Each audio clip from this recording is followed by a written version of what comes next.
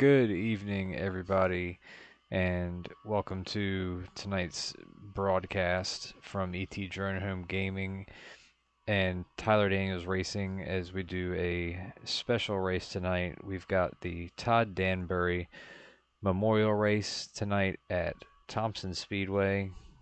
We want to thank you all again for coming out. Obviously, that um, it's not something that we're necessarily excited about doing tonight, but we also look forward to the opportunity to be able to come together as a racing community to um, you know to honor and remember a fellow racer that a lot of us here have raced with. I know I raced with Todd myself for a couple seasons throughout different TDR leagues and had definitely nothing but good memories of racing with him. He was definitely a good guy, had a good sense of humor, and I know a lot of people enjoyed racing around him. And we've got Jim Downham and Josh Kelleher currently in the booth with me right now. How are you guys doing? Doing well, and yourself? Doing good, doing good. So Jim, we know that you've done a lot to help organize this race tonight. For those that don't know, Jim is the head member of Tyler Daniels Racing, and we know that obviously in TDR we try to do a lot for the community and uh, just basically family friendly type atmosphere. So we definitely appreciate that you organize this. And if there's anything that you'd like to talk about regarding this race or Todd as in general. Yeah, sure. Todd was a super guy. Him and I had many conversations on the phone. We would talk back and forth about different things. He was an avid race car uh, fan and a driver and avid car show person. Um, and he always had um, I don't know, a smile when he talked with some of his little jokes he had and was a really nice guy and a good competitor. He loved TDR and what it stood for, and he really enjoyed racing the late models and modifieds and the truck series with us. And when he could, along with his little posse that he had. But yeah, he is truly missed, and it's sad. Uh, I'm glad we're doing it, but it's sad that he lost his life so young. It was a year. Yesterday was 1 month ago that he passed, and our prayers are still with Brandy and their entire family. And but no, thank you, Ethan, for putting on the broadcast, and it's a pleasure to have TDR representing um, and witnessing with Todd and in this memorial race. Absolutely, and we definitely look forward to again be able to shed some of that joy that Todd gave to others, and just be able to come together as a group for sure. Yeah, I mean, we did get a little controversy one time with the paint scheme they run. It wasn't in the TDR values that we had, but we worked all that out. He understood, and he did change the paint kindly. But tonight, we are honoring Todd, so we have Barney that will be driving his car tonight, a replica of his car. So just to let everybody know that it was approved by me to run this race with this paint scheme.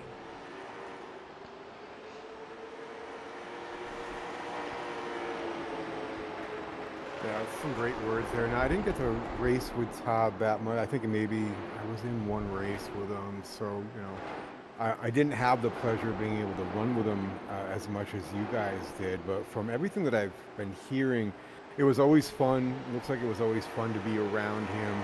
And from what I learned here, man, he loved to eat, man.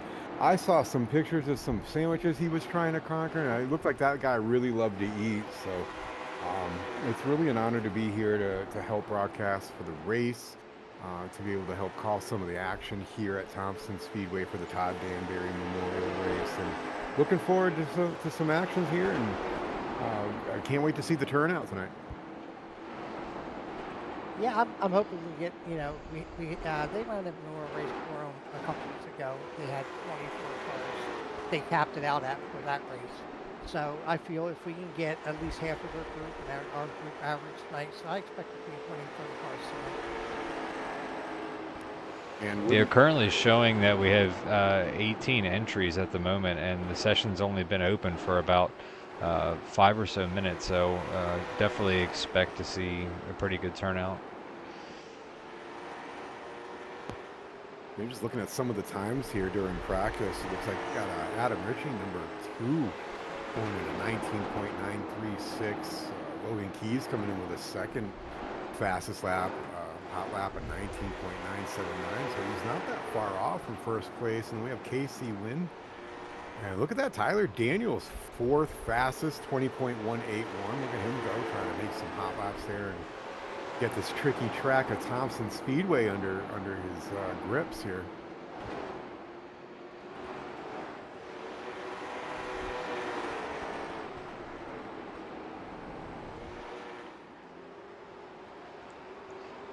Now, I don't have a ton of experience in these cars or this track, but as with pretty much any kind of late model short track race, I mean, you can only fully expect to have some beating and banging and just really close at racing just throughout the field, throughout the entirety of the race. It's just it's not a big track, so you don't have a whole lot of room to, you know, get away from people. Even if you're in the back, you're gonna have the leaders coming around, breathing down your neck, trying to put you a lap down. So it should be a pretty exciting, action-packed race. Yeah, and that's what I'm looking forward to. I love me some short track race, and this track, even though we're here virtually in virtual Thompson, Connecticut, it's not too far away from where I actually grew up. So I've been to Thompson Speedway. I've seen this place with my own eyes. I know the action that this place can bring, being the size track, as we get some guys spinning around there in the back stretch. But yeah, this place can actually cause some drama. I know there's been a lot of late model action going on down in the Mid-South and South with the new program that Dale and Kevin Harvick's got going with the Cars program. So they've been really ramping that up, especially at Bowman Gray Stadium. There's a lot of a lot of TikToks and things that have been coming out of there with all the action and drama that happened in the late model division. So it's going to be interesting to see the action and the heat that's going to be drawn here at virtual Thompson Speedway.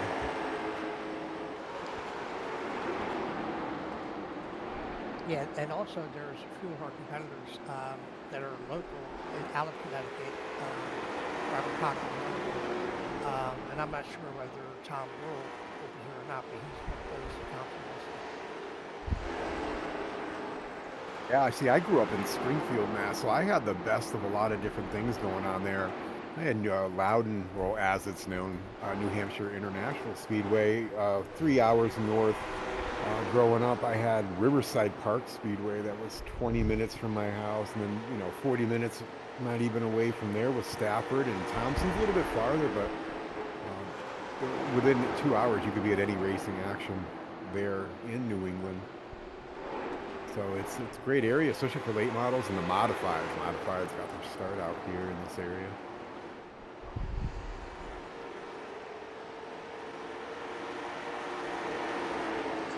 I'm trying to reach out to the ball. Okay. Yeah, so throughout the evening, we're hoping to be able to talk to some of the people that were closest to Todd. We've got Barney Sigman, who's one of those, and then I believe the plan is to possibly talk to Brandy, which was Todd's girlfriend. Yeah, and then I think Lapidor and Beverly who we're going to talk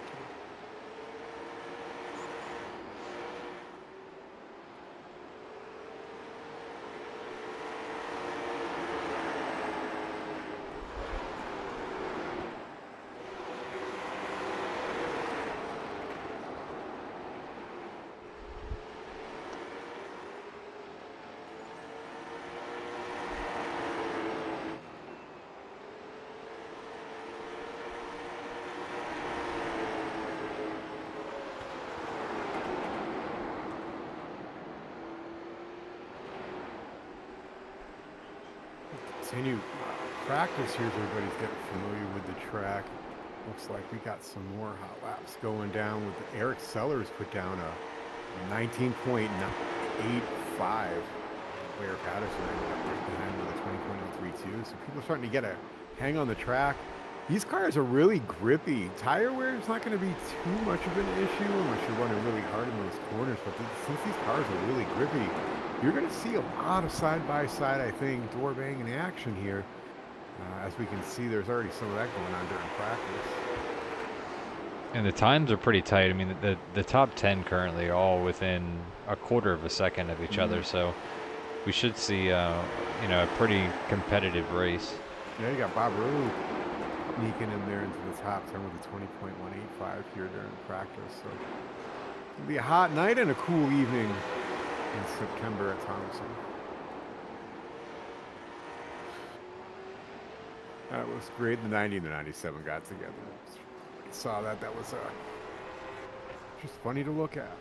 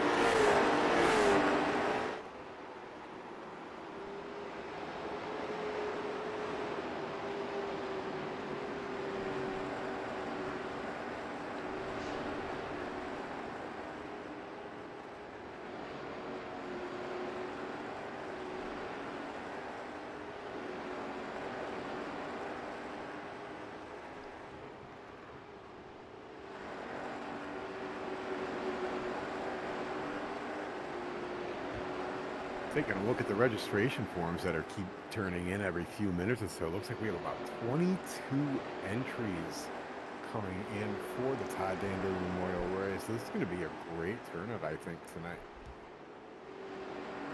Yeah, and we still have 15 minutes remaining in practice. So we're only sitting about halfway through currently. So still plenty of time to see more people come on in here. You are part of TDR. There's plenty of time to jump on in. You can find all the information to get in the Discord along with the password for the race. Love to see you in there.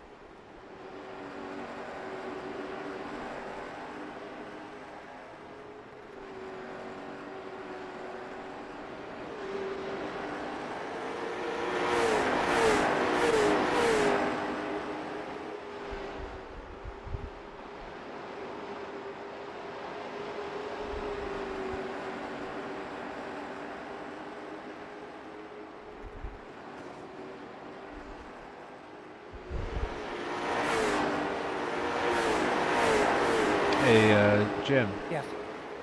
I can see Barney in the Discord now, Okay.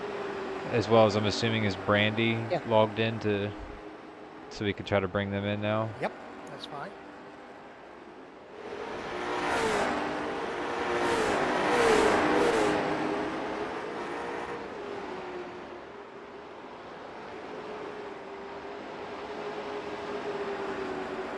Hey, we got Barney and Brandy with us. Yep. Yeah, I'm here. Hey, welcome to the booth with myself, Josh, and Jim. How are you all tonight?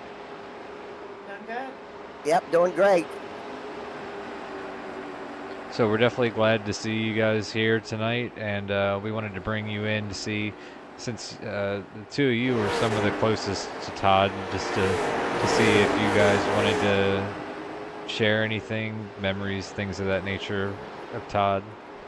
Well, I can tell you that Todd and I met, both of us as rookies at iRacing, and I met him because Todd liked to talk, and I met him at USA under the rookie street stock, and was having trouble, and he actually decided to help me, taught me how to drive that, and we had been friends ever since. We talked to each other, I don't know how many times a day, him and I and Randy, and kind of had some big plans for this summer before this happened. And again, Barney, we thank you for coming in tonight, and we know that you're in Todd's car tonight, and we'll be needing to field around. And we thank you for the input that you've given us to help me set this thing up for tonight.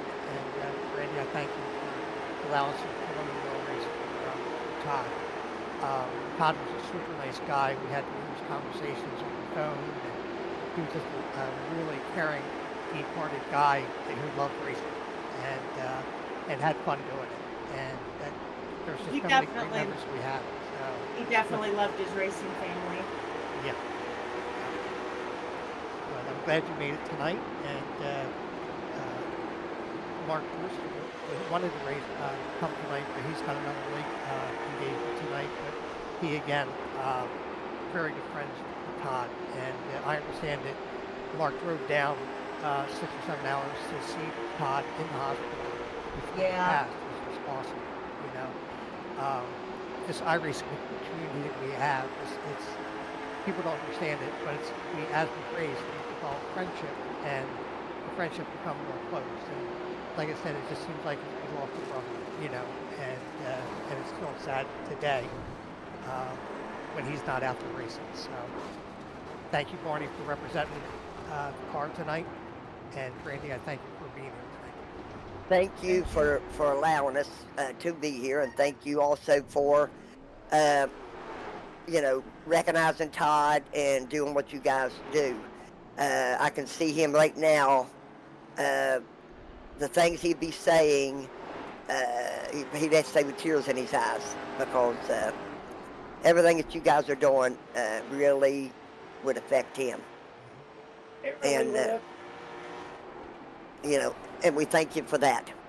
Oh, you're welcome. It's our pleasure. I mean, I wish we could do more. I mean, like I said, numerous conversations we had. He's very passionate about TDR and what it stood for and the values, and loved everything about TDR. And he loved racing with us. And like I said, he was a super. Can't say enough, 1,000 words positive about Todd. Todd and I remember the last race that we was actually in was in a late model, and Wasn't too nice of the 7 there, was it, Barney? no, I think Then the they 9, hit it me. says, can they not see where they're going? That wasn't too. That's okay. That was all in good fun, I guess. Oh, gosh. But Todd, we was in a late model race, and Todd was running, I don't know, 6 or 8 places back, and he would talk to me on the radio for everybody to hear, but he'd say, "But as soon as I get up, I'm gonna wreck you." And I'd laugh. He'd get a little closer. As soon as I get up, I'm gonna wreck you. But he's just teasing with me. What's he do? We dive into a corner. He didn't hit no brakes at all, run into me and wrecked me. And I was mad. Yeah. I wasn't mad at him. I was mad I got wrecked because Right. I trust him. And so anyway, I got off the phone or got off. I was done. So I signed out, didn't say anything. He called me. I don't know how many times that night. Didn't answer the phone. Next next morning he called me again. He was worried. And I answered the phone. I said, Todd, I said, you know me. And I said, I was upset. I said, I know you wasn't going to wreck me on purpose. I said, I was mad because I was wrecked and out of it. And I said, then for you to tell me you're going to wreck me and you actually do it. And Brandy will tell you how he just loved messing with you, Barney. Yes. And You were his favorite. I started calling him Todd the Bulldozer Danbury after that. And because, and then because he would always tell me, he said, people know me and they like me because I'm a clean racer. I started laughing at him. I said, who the heck are you talking about?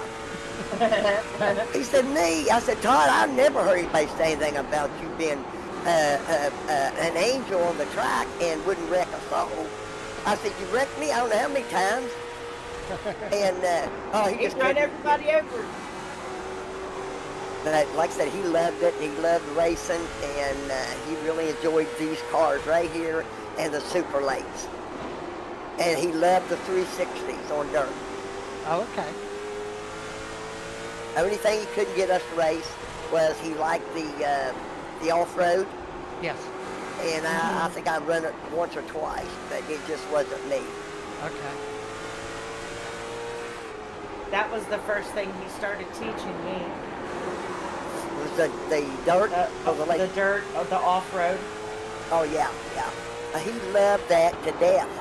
I mean, he could stand up for hours, one after the other after the other. Mm-hmm. And, he was retired. He had disability, and he wasn't, didn't particularly have to get up early, so he would be up late, sometimes into the morning hours, running that off-road.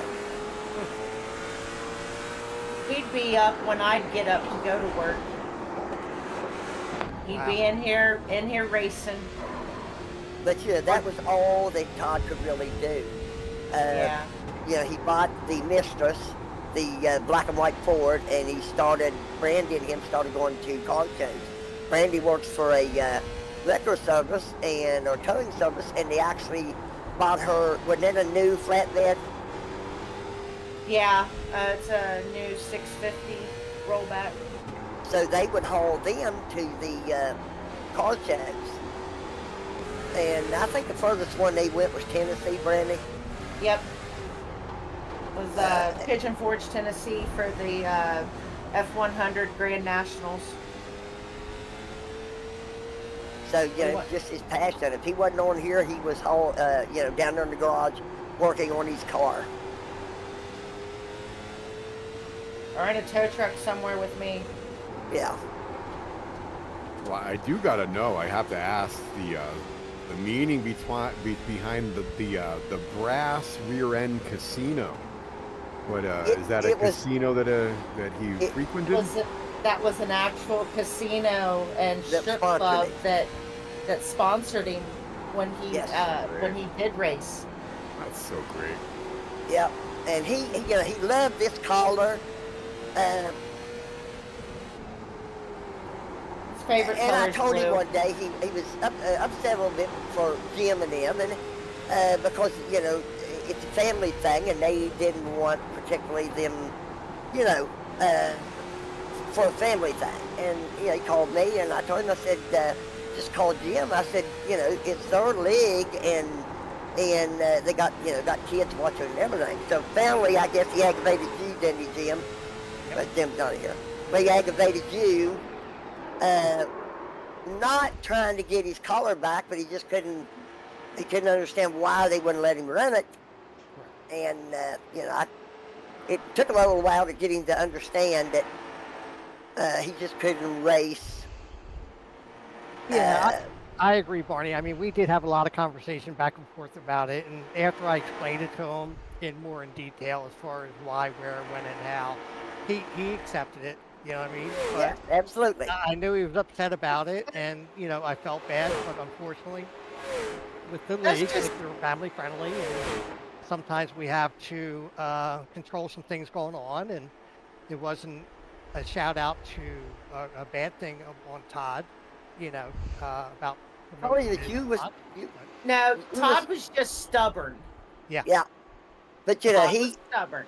I told him, I said, Todd, you got to understand that Jim is just putting a spot. I said, this is what Tyler's mom, I'm assuming, the owners of that league, yes, they wanted it family friendly. right. And I said, it doesn't matter if it's your actual sponsor. It's just what was on it. And like I said, he told me he talked to you a few times. Yeah. And, after that, he was fine with it. Yeah, exactly. And then he got the new sponsor with the towing company. Yes. The yeah. Milford. Yeah, Right, the that's Milford- why. That's Milford why I Towing. talked him into the Milford Towing one. Yeah. Because I got my company to sponsoring for a while, Right. and just kind of trying to steer him away from all that controversy over his scheme. Yeah. Well, I can tell you one thing: there's going to be a lot of guys and a lot of drivers out there really proud and happy to see that color, that number, and just that running out there in a great memory for them. So that's a great story. I'm glad I hear the background on it. And again, there's going to be so many guys happy to see that out there tonight. Yep. Again, Yep. I got to run down. We got a driver's meeting and stuff we got to do to get the race going. And Good luck, Jim. Thank you, sir. Appreciate it. Yes, sir. And we Have just fun. having fastest on the beat chart during the interviews. Hopefully we'll do okay and have a good time.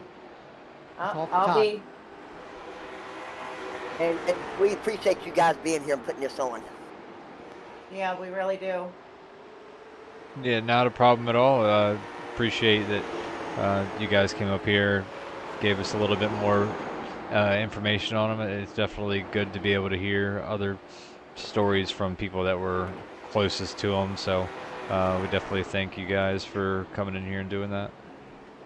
Well, you're welcome, and we're here anytime. I know Brandy is too. So just thank you. Yeah, thank you guys for coming out tonight. Really much appreciate it. Okay, buddy. Thank you a lot, All right, and Thanks. hopefully I can see you in Winner's Circle. If I do, I probably won't be able to talk anyway. I understand that. I know you almost had it in the other Memorial race. Oh yes, and I know and it really hurt.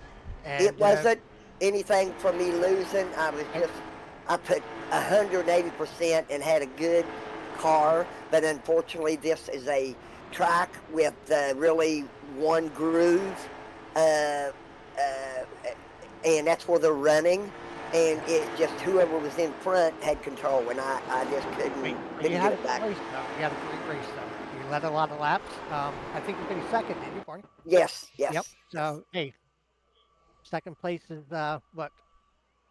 It's great. It's a really good job. Yeah. So, And like I said, that's the best I could do, and Brandy and them both was happy. So, and I knew Todd would be. Hopefully you do great tonight. So you I never know. appreciate you guys. Okay. Yep. Appreciate it. Uh-huh. All right, guys. I'm out of here, and we will talk to you after the race. Have Okay, buddy, fun. thank Good you. luck. Okay. Yep.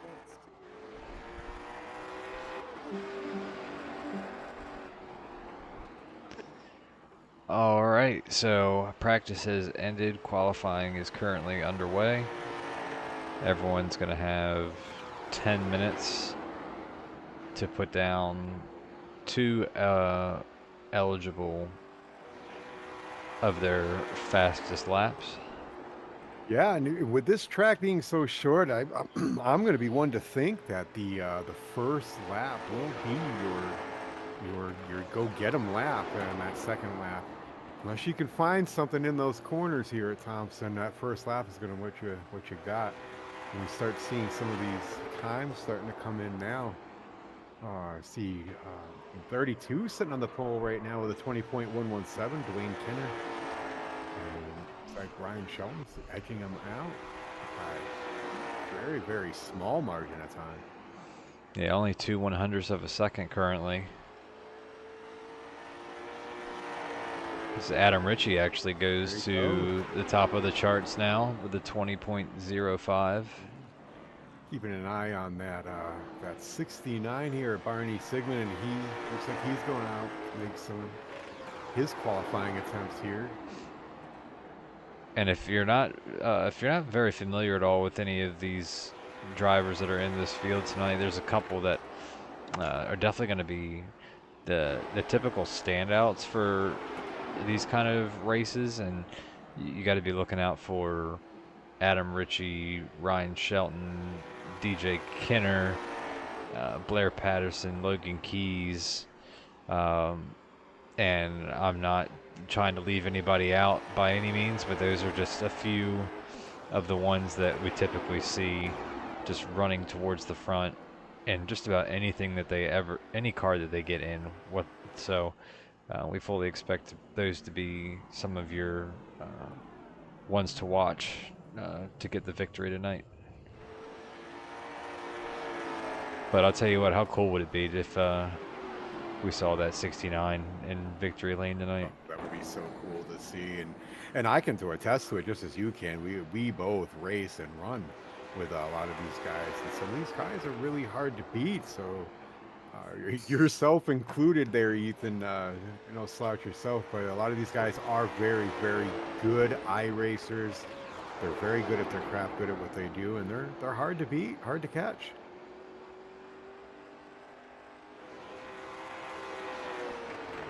Keeping an eye on that 69, Barney Sigman looks like he was able to post a time in the top 10, 20.285. So it looks like he's got a great qualifying position here running that Todd Danbury paint scheme.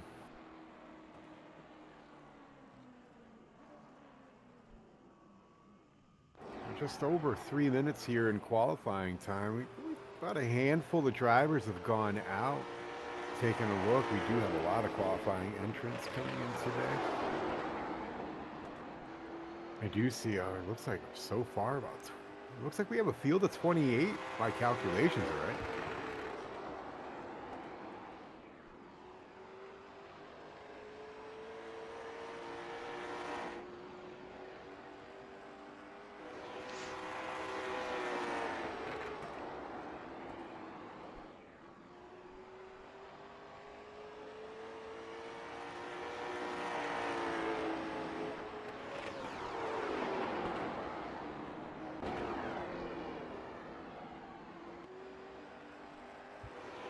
Number 2, Adam Ritchie's hanging on to that top spot. The number 9 of Jason Ricker pulling up the second spot at the moment. Some drivers still left to qualify. Logan Keys sitting in third.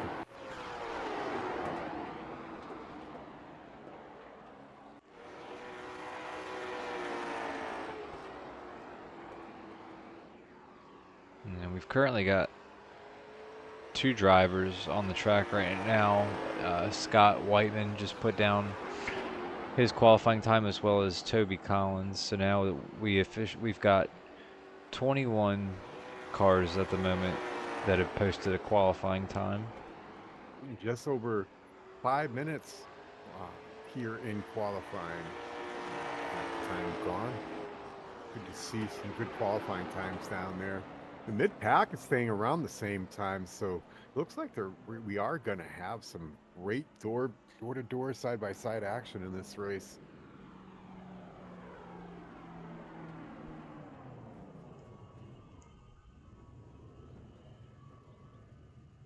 Looking at the 27 going around, taking his qualifying laps.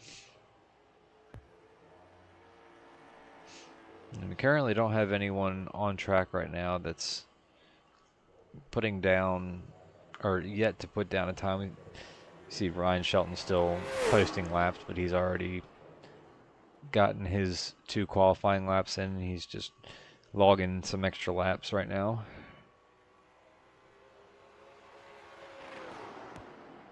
Especially if you're not familiar with the short tracks. I know a lot of guys that I like to race with are predominantly super speedway racers. So when you start talking about short track race and they're like, no, not for me. I don't know what you're talking about. But if you're not familiar, taking those extra laps, nothing wrong with that get a little bit more seat time there before the race starts.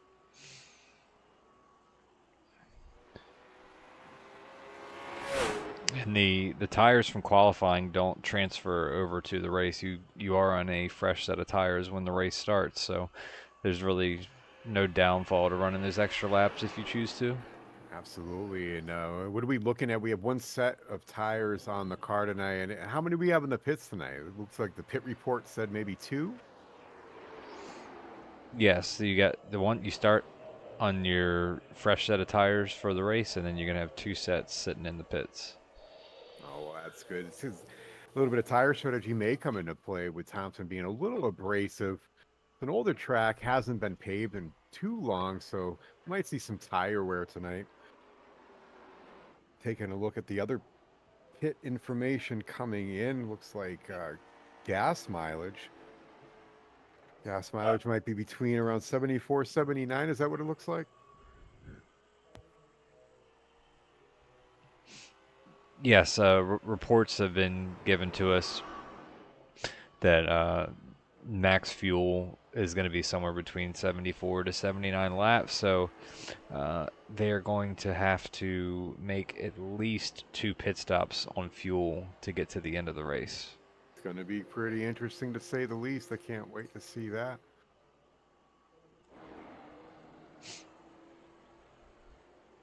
Well, at least we expect them to make at least 2 pit stops for fuel, but depending on cautions, they may be able to save enough to get to the end on just the 1 stop, but I would not anticipate that being the case. I'm sure that we're going to have numerous cautions, and guys will be coming down more than just the twice for regular pit stops. Yeah, no, I agree. And a couple of the guys I'm taking a look at here that haven't qualified, that I see a couple names that may be running from the back to get to the front. So it's going to be interesting to say the least.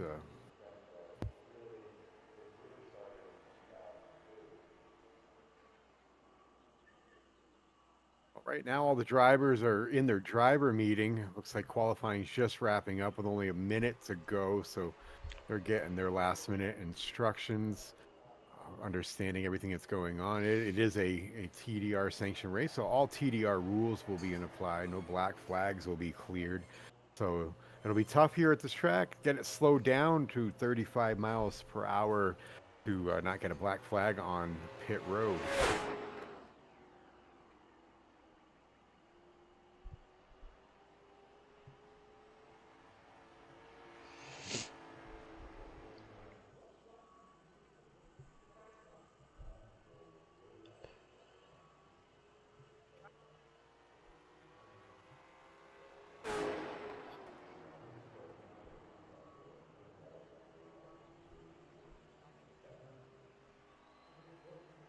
So we've had 22 drivers take an official lap in qualifying with 1, 2, 3, 4, 5, with 6 other drivers elect not to qualify. So we're going to have a field of 28 cars for this race this evening.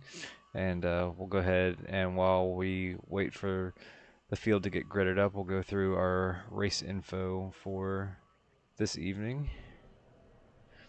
So obviously we're here for the Todd Danbury Memorial Race, Thompson International Speedway.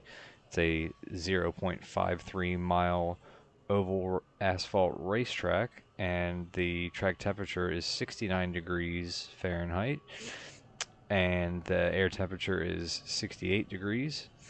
Our race analysis, we have 169 laps.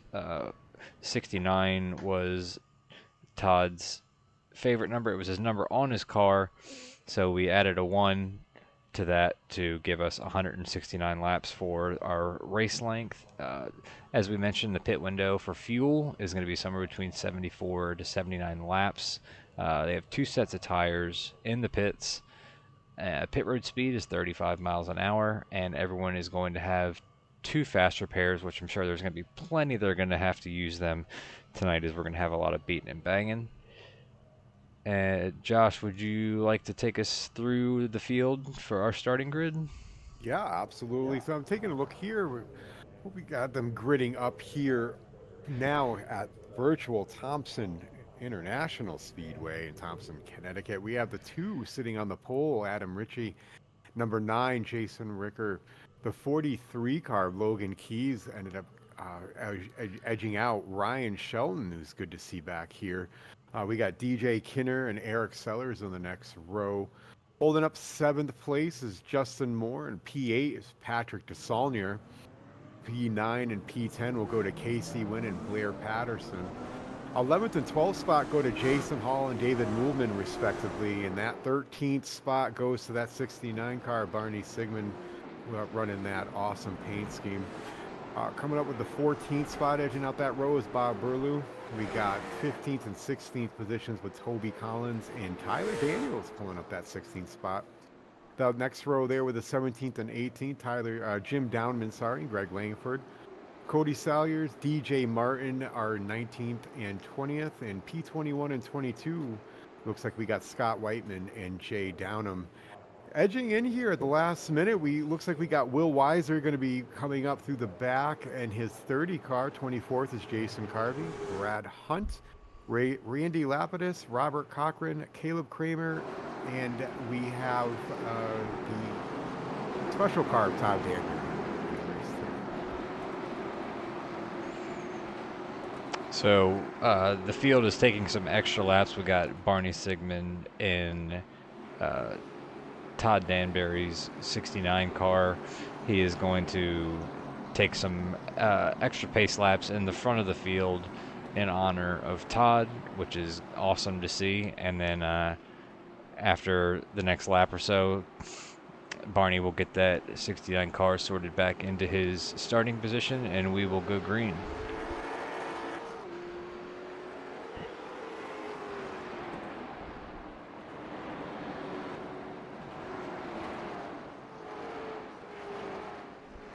So it does look like they will extend the race just a little so that we can get the 69 car back into position for the race. So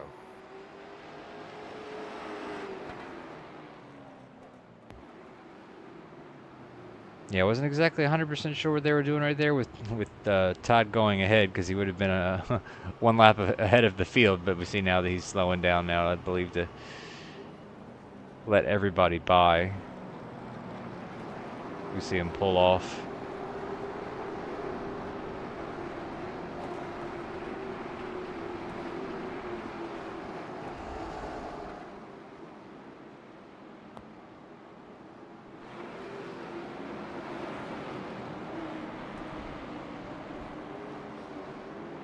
yeah, so we're getting the field all situated to take the green flag for 169 laps here at Thomas Speedway. Thomas Speedway is a fun little track. If you've never been there in person, see a live race, definitely go support your short tracks. They could use all the help you get. I mean, there's not a week go by that I see on Facebook another short track closing down. So support your local short tracks, everybody. Lights are out on the pace car. We will go green this time.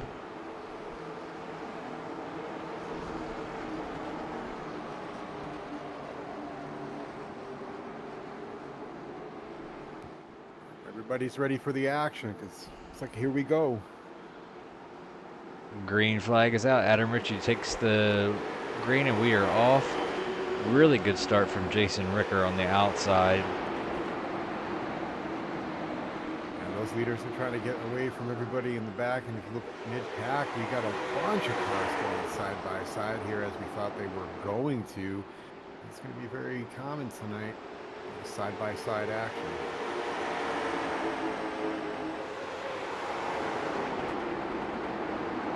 Really good job from everybody so far to stay green and stay caution free a lot of the times in big fields like this. Stretch. And as I say that, we do have a car that has crashed, but I believe it was a single car, so we stay green. Green flags out. Yeah, it looks like that was Jason Hall that had spun there, and it's a little bit cold tires. Got to get them warmed up and be a little ginger on that throttle.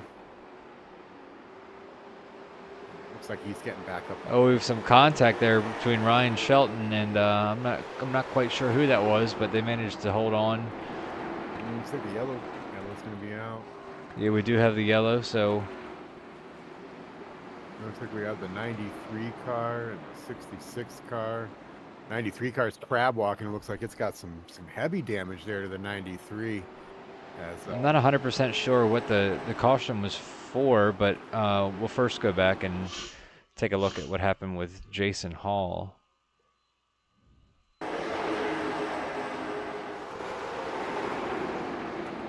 You see in that 6 car. So he got loose all by himself. Nothing too bad there other than losing track position. Doing that, I was going back to take a look at what happened here. Seeing that the 93 car had spun, so I'm going back to take a quick look here. As I'm doing the replay,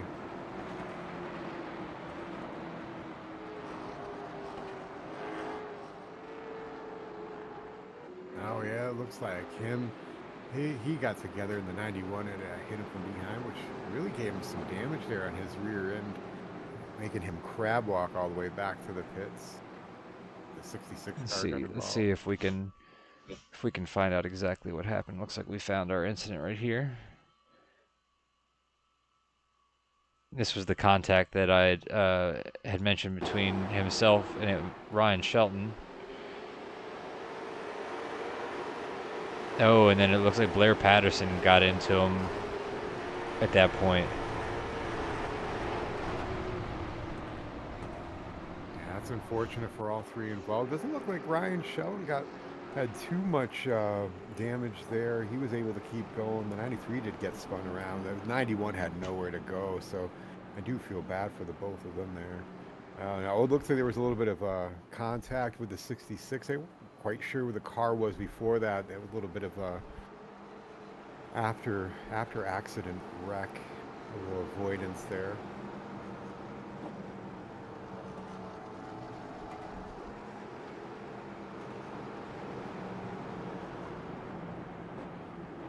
Was able to go in, maybe use this fast repair possibly to get some damage corrected, because he was sideways going straight, so a lot of you racers know what that means.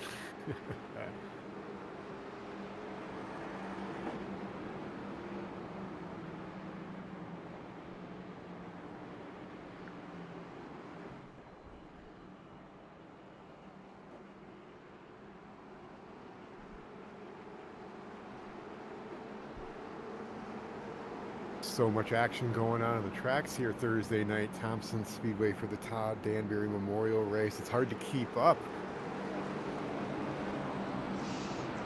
Yeah, we're gonna have tight battles just all through the entirety of the night, just with having such a good turnout.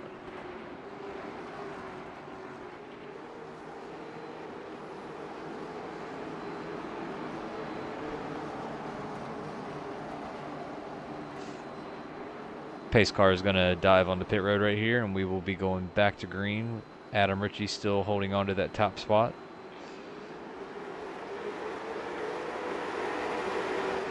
Gets a nice jump. We'll have no contention from anyone behind.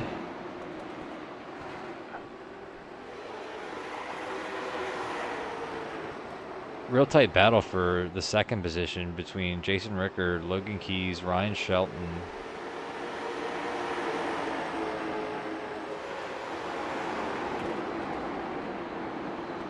Again, these are all guys that we talked about that we knew that would be battling for the lead all throughout the race. Oh, it looks like we got a car on its roof.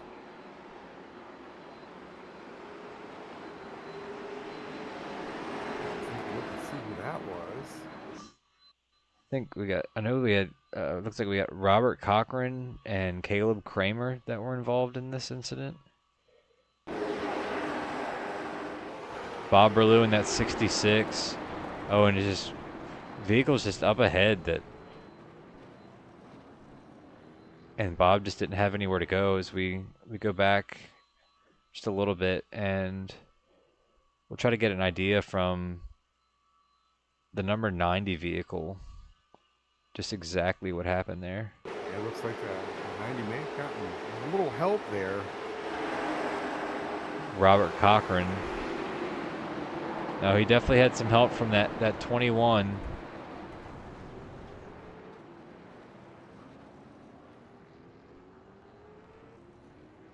That 21 of Scott Whiteman got into Robert. Oh yeah, and then the 98. It looks like and then the 7, I believe, of Randy Paridus that ended up T-boning Robert, causing him to get flipped. Yeah, it looks like he was able to tow out of there really, really quick to not involve anybody else there. Go get his fast repair. Probably come back on out here.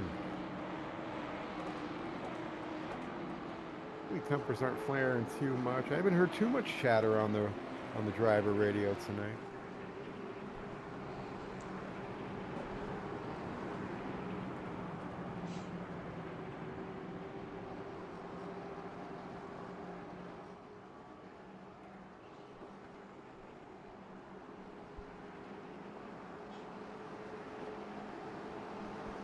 And so far, we're getting just about what we expected. I mean, you know, typical short track racing. Everyone's driving hard. Some people attack the corners different than others. Some like to, you know, they might back up their corners a little bit, hoping to maybe save tires. Where some drive it in deeper. Right. Yeah. It's all just about different driving styles, and you know, sometimes it's hard to predict what the guys around you are going to do. I mean, we've got, like I said, we've got a 28 car field tonight, and you know, most of these guys are familiar with each other, but you know, there are some in here that a lot of us TDR guys typically don't race with or race with a lot, so that, you know, that's something you have to consider when you're driving around them, not knowing what their driving styles are like.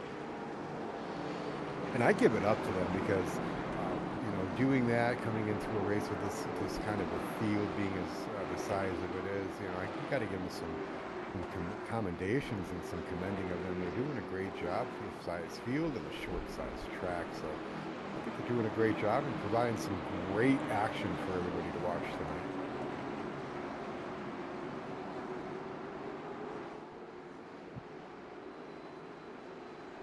All right, we go back to green.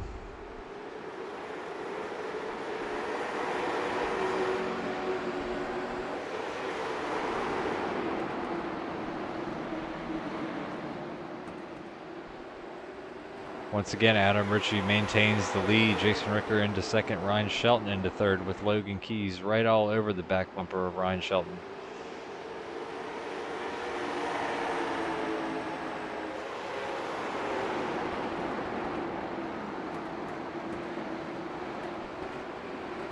Ryan got in the wall a little bit there, but kept going, it looks like.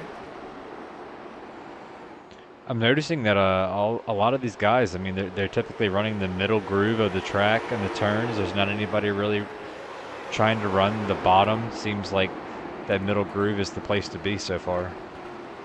You definitely don't want to be up in the marbles up there in the top.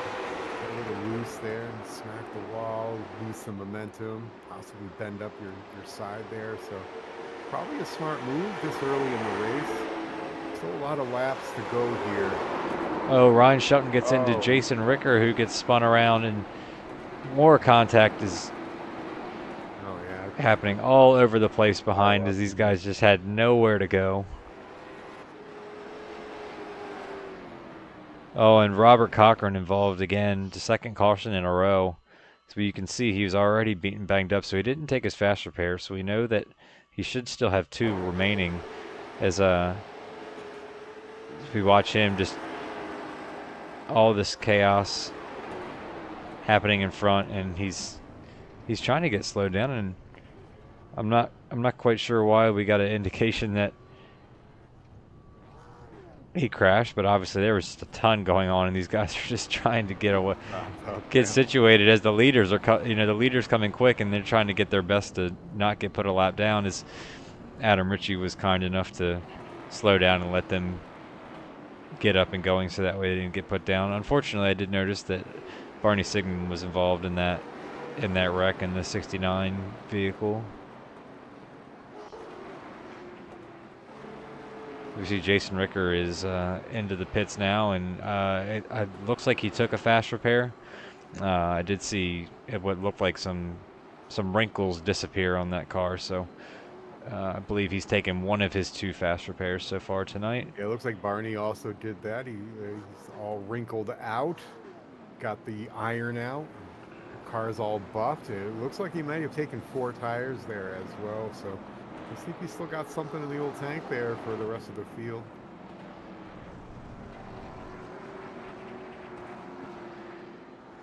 And it just goes to show you there's not anywhere on the short track that's necessarily safe. You know, you would like to think that being up front, the likelihood of being in an accident would be less, but it can happen anywhere. Oh, I agree.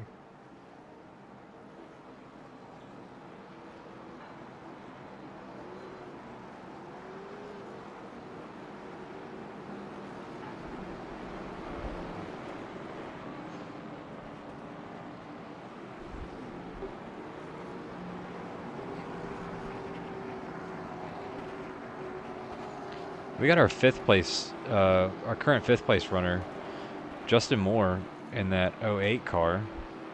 Why don't we see if we can't grab him real quick?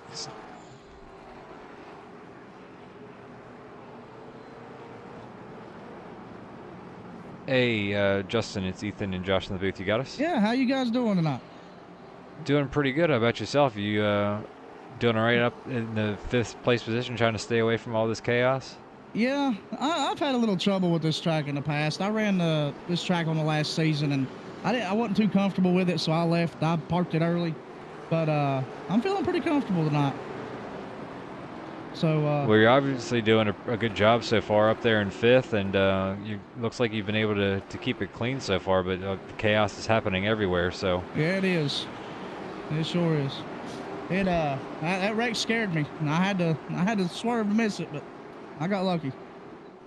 Oh, good job keeping that 08 clean. I love the paint scheme with the Todd Danbury emblem right there on the front of it, man.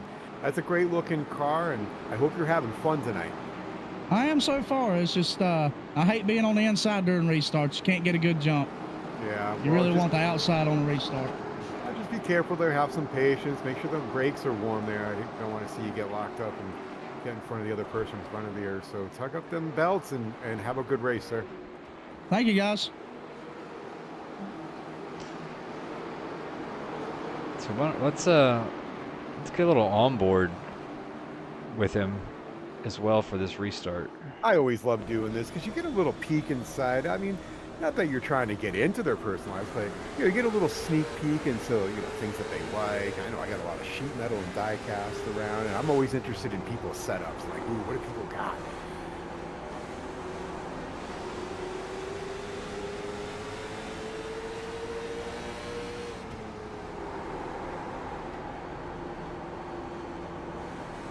I think Ryan Shelton may have gotten moved up out of the group a little bit there, up ahead.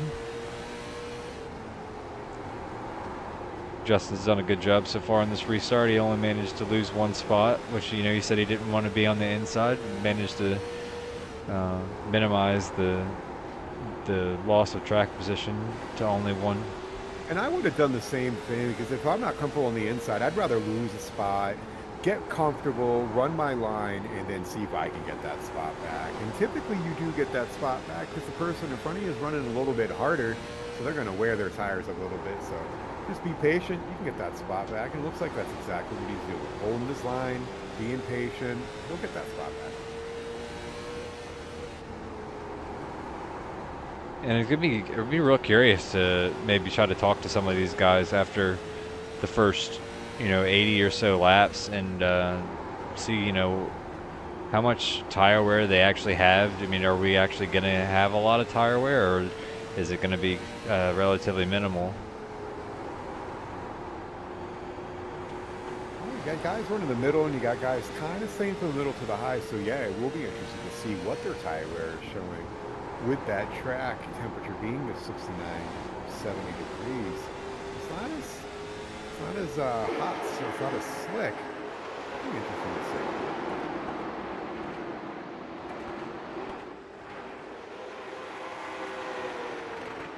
Definitely a tight battle here for the lead. Adam Ritchie still having led every lap. Logan Keys right on his bumper.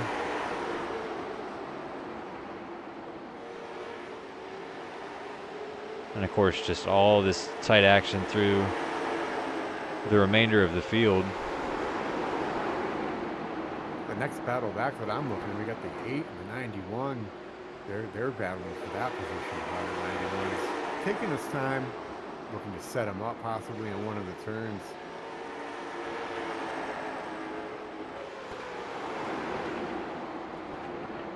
That's one of the most calm battles I think we have running the track right now. Is there's a pretty decent gap in front of them and behind them. And going back to the battle back there with the 61, 21 with the 69 hot on their heels along with the 9. So there's a huge battle back there.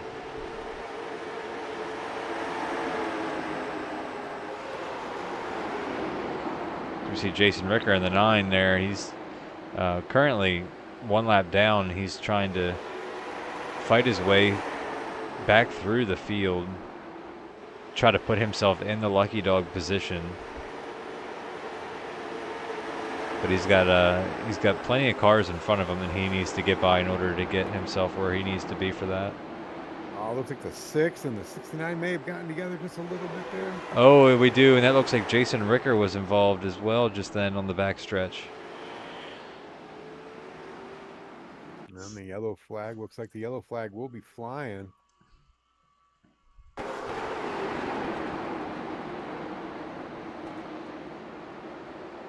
Oh, Jason Ricker comes across the right rear of Jason Hall and turns him into the outside wall.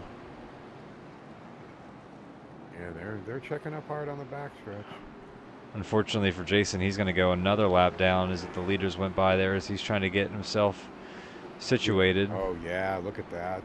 There's just no room there. And he's having a lot of trouble getting that car to turn. He's got damage on that right front. He's doing that pit crawl. So yeah, definitely something broke. We take a look here at his right front suspension here, and obviously you can see a lot of scrapes, and it definitely looks like that tire is definitely not aligned as it should be. He's doing that crawl back to pit road. Tires towed out. Yeah, definitely towed out. So yeah, hopefully you can be able to get in there, use a fast repair, get himself back on there, and don't lose too many spots.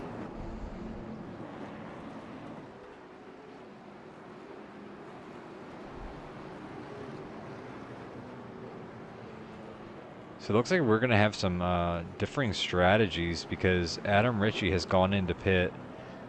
So he gives up the lead to Ryan Shelton that elects to stay out on the track. It's very interesting to see Adam pit, I think, this early. I'm wondering if that's a fuel strategy, if he takes on enough fuel to make it the rest of the way. Maybe he feels he won't have to come back in now. So yeah, you're absolutely right. It is an interesting strategy to take. Because he's putting himself in a vulnerable position, being further back in the field now. But Adam's one of the best late model stock drivers in the TDR League, so you know, it's easy for us to question his decision making up here in the booth, but he's proven that he's a very, very smart guy on the track. So we'll just have to keep an eye and see on how he does with the strategy. Well, it looks like we have our first disconnect of the night. It looks like Logan Keys has manually disconnected from the race.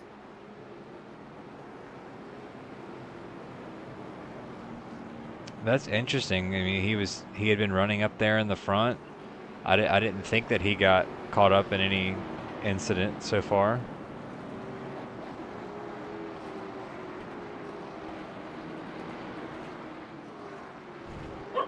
While we're here, as we get ready to go back green. So I was gonna say the lights on the pace car have gone off.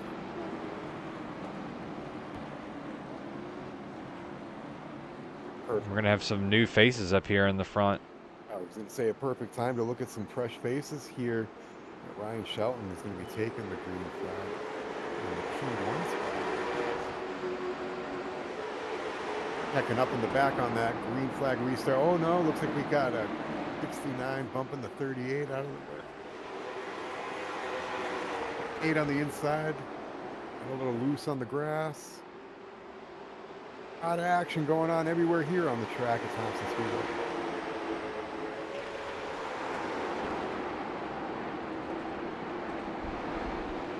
Ryan Shelton getting out there and situated in the first position, and 32 settling right in behind him.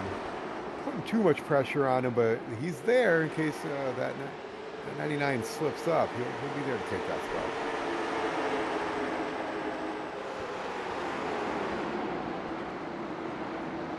It's 3 wide here in the back between the 27, 28, 21, and the 90. I would have counted that. That would have been 4 wide. Can't do that here, Thompson. Not to be confused with Ethan Thompson, the broadcast cohort here tonight in the Tyler Daniels Racing Todd Danbury Memorial Race at Thompson Speedway, virtual Thompson Speedway. Little known facts about this place. Some people may disagree, but it's hold on one second. See a little bit of action. A lot of checkup. The parking lot. We got a parking. We've got a couple guys that just seem so far to be magnets for crashes, and Robert Cochran getting a little bit of that, and unfortunately Barney Sigman was involved once again. Jason Hall. Kind of get an idea of exactly how this one started. It looks like as we currently looking at the 38 of Jay Downham.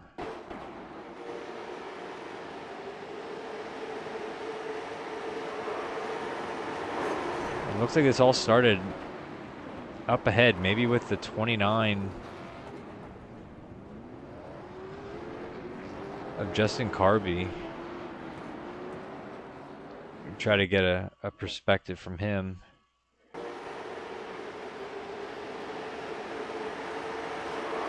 He gets together with Bob Burlew, and it's almost like a super speedway. It's just when an incident happens, there's just so many cars close together. It's like having the big one every time.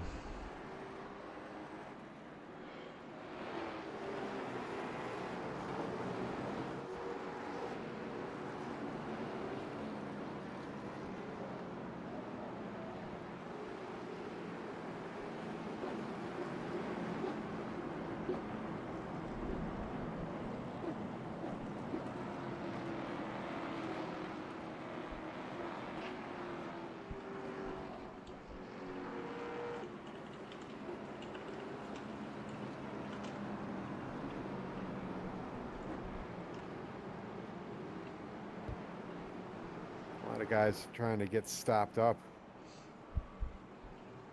A lot of horsepower in these cars for a small track, and I know they're late models, but they do hold a lot of horsepower. And when you're on a short track coming out of that turn, you're on the throttle, so once you're hitting, you have to get on the brakes so quick, and you hit the car in front of you. These cars act like the ARCA and the Gen 4 cars, and they act as a wedge, and you're just going to send that car in front of you sailing. That looks like a lot of that happened on that last wreck.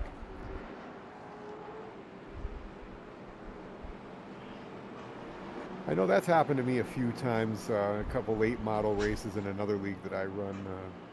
It's a 7 car. Another racer used to get under me all the time in the late models. Like act me like a wedge, and sent me on my roof one night.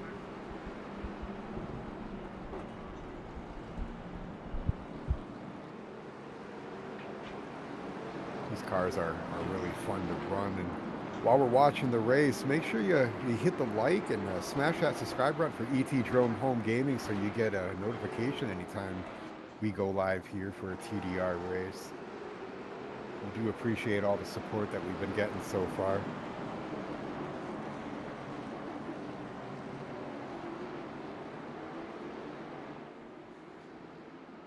Lights go off on the pace car. They're going to get lined back up to go green flag racing. Ryan Shelton still holding that lead.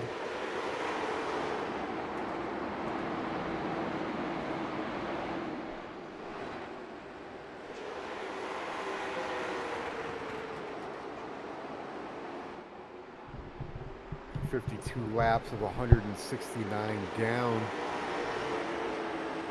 It's tough to say who's going to get a lot of. Oh, looks like.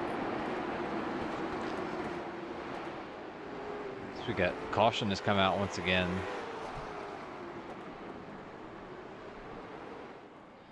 Bob Burlew, Jason Ricker.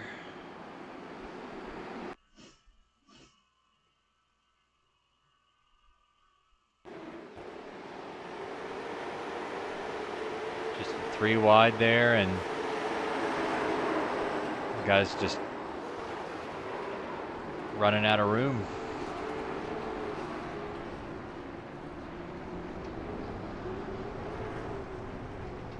And not to put blame on anyone in particular, but it seems like some of these same guys are just getting caught up in these wrecks every single time. I wonder if it's just a little bit being too aggressive trying to get back to the front, because it looks like, you know, just taking a look, it looks like the 28 and the 66 did get together a little bit. It may have been a little bit evasive because it looks like the 69 was going high. But then the 9 just came up, and that's when chaos ensued back there.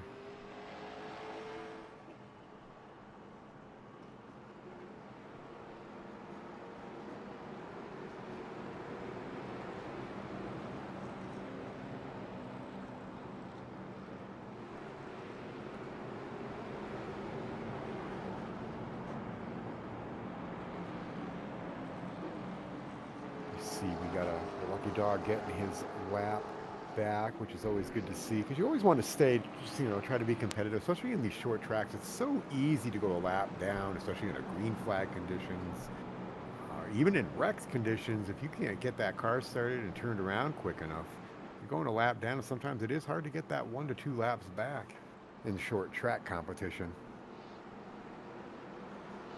Yeah, because you can be in the lucky dog position, but it doesn't take long for the leaders to catch the back of the field. So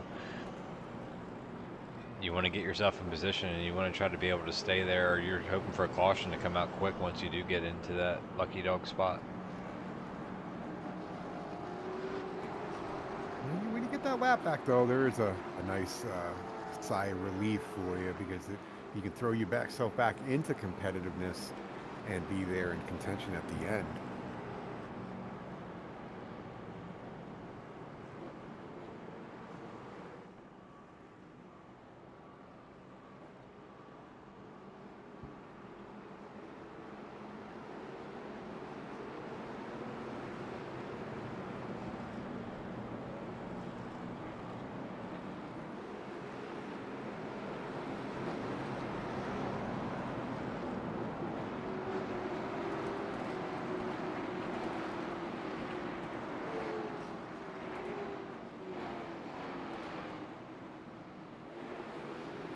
Field comes around this time, the lights will go back off on the pace car, and they'll get lined up double file, and looks like we'll get back racing here at Thompson Speedway.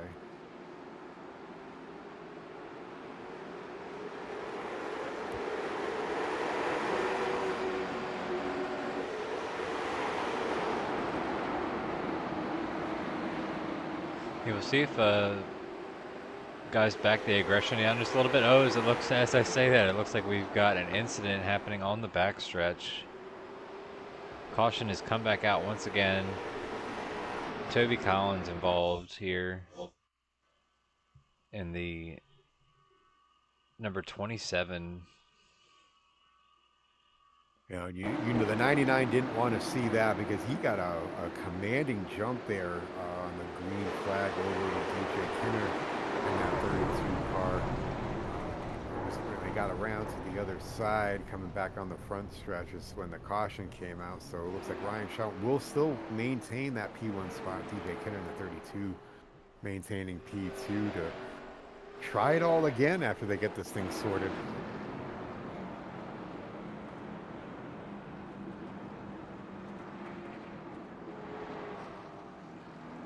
This track's been around for a while, so there's a lot of the folklore I was telling before the last caution.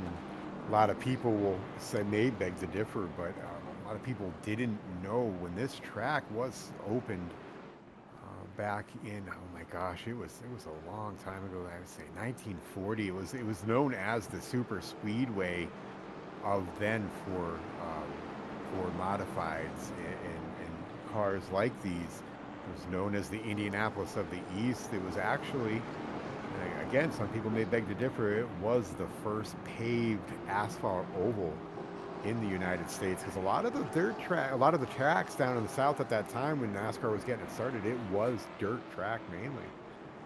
So the old folklore goes, Thompson Speedway is the first paved oval track in the United States. And it hosts a lot of Whelen modified races there, and Stafford Motor Speedway. It seems to be a lot of home base for modified nowadays. It did get its start back in the 80s with popularity with the guys like Mike Stefanik and Ruggiero. There's a lot of guys that I used to watch there racing when I was a kid. So it's fun to see that iRacing was able to include Thompson and Stafford Speedway for some short track action with these late model cars.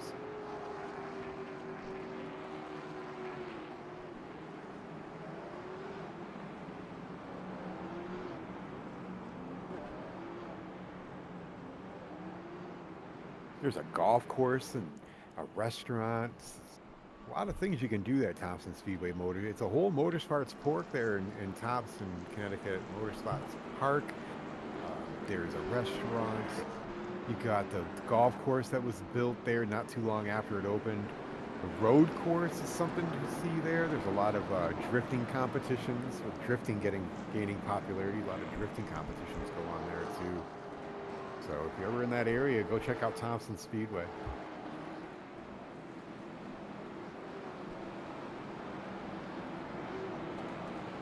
Looks like we're going to go single file on this restart, with hopes that it's going to allow the field to that's probably go a little bit longer.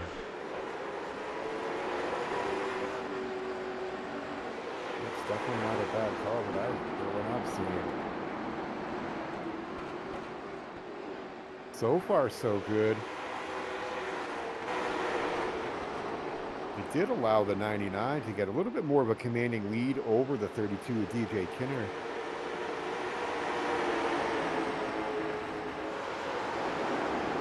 You'll see as green flag drops here on the broadcast. You'll see Ryan did get a little bit more of a jump than DJ did, which kind of allowed third place car to get under him a little bit. But it didn't seem to slow him up too. The 32 did get back in line. So they are running single file. It's a 08 looking underneath.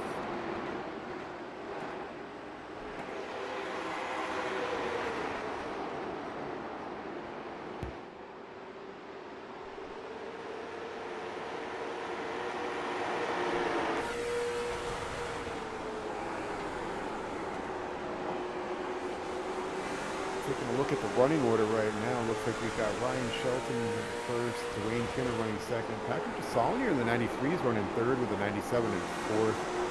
Adam Richards fought his way back into second after taking that early pit stop that you were commenting earlier before. Sixth, we got Justin Moore. Seventh was Blair Patterson. 23 car Brad Hunt running eighth with Ryan. Then Justin Harvey and Bob Rose fought his way back up, showing his face in the top 10. So kudos to a bunch of those drivers for fighting their way back up and avoiding some of the mishaps on the track.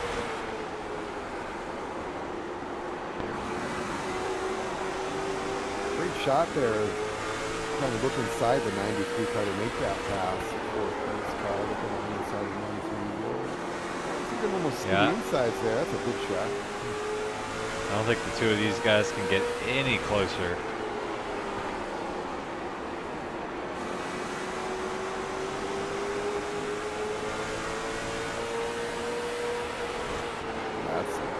great action there, great shots coming from our cameras positioned on the cars.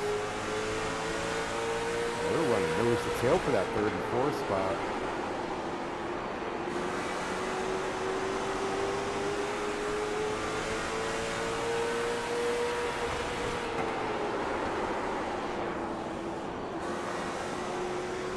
Taking a look back at the leaders, you still got Ryan Shelton leading and DJ Kinner out on the trails in 2nd place. Can't quite catch up there. We're going to take a look through the field and see what kind of action we got through the back of the field as well.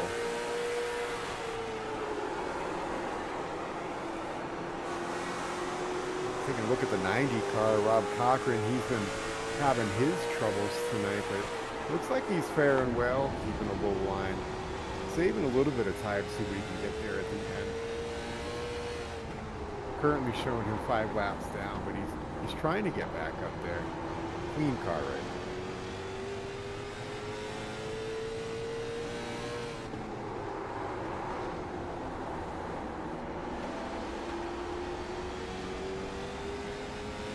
Still looking at that heated battle between P3 and P4. That 3rd and 4th, that's going to be a position to be had tonight, it looks like. 1st and 2nd seems to be comfortable where they're at.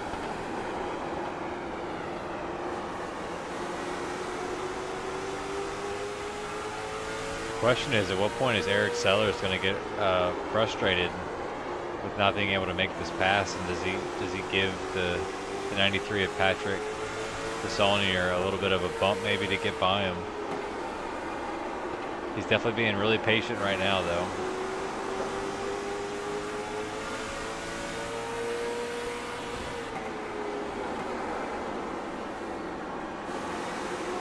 That 97 also sees the car coming behind him, so it's not only pressure from the front, he's got some pressure from the back too. So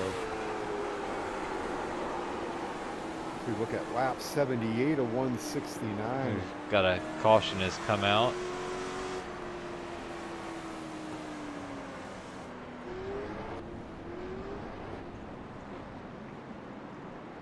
Looks like we've probably had another relatively big crash. We got numerous drivers involved in this.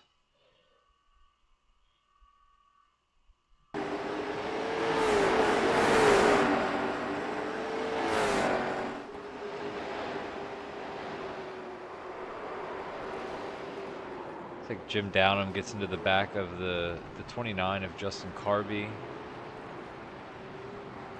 And Scott Whiteman involved as well.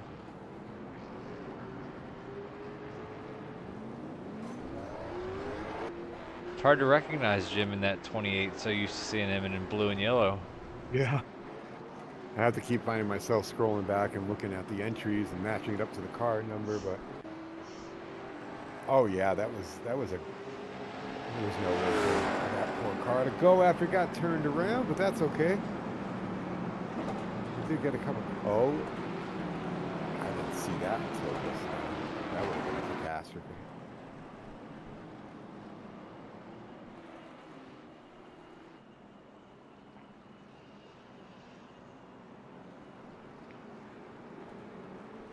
So we got Adam Ritchie has gone down to pit again, as we're here on currently on lap 81. Maybe he's thinking if he takes some tires, if he takes a full tank, he can probably go all the way. It'd be interesting to see.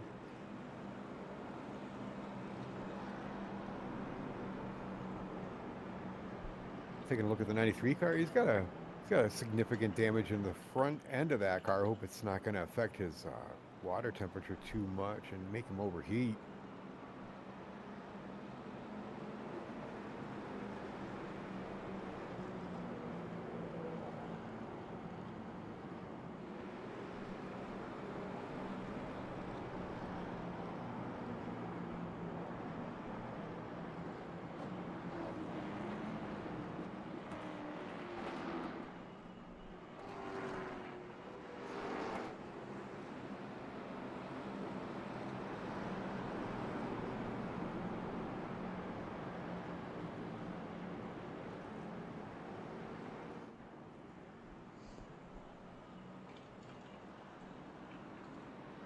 You know, I'm thinking a bunch of these cars are also, a lot of these drivers are thinking, when do I come in? When do you think is the safe time to come in? How many times should I take a fuel tank? Should I only take so much? It's short track racing. It's not like the super speedway. There's so much involved in it. And that's a great challenge for a lot of these guys. It's such a learning process.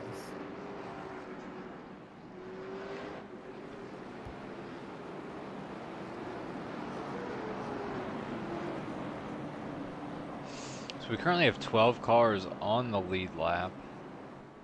DJ Martin currently our first car 1 lap down in the 13th position.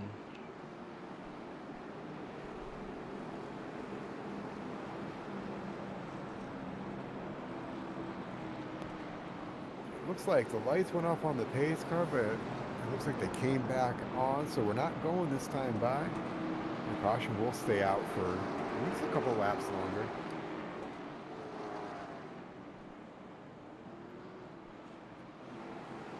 I'm seeing the lights out currently.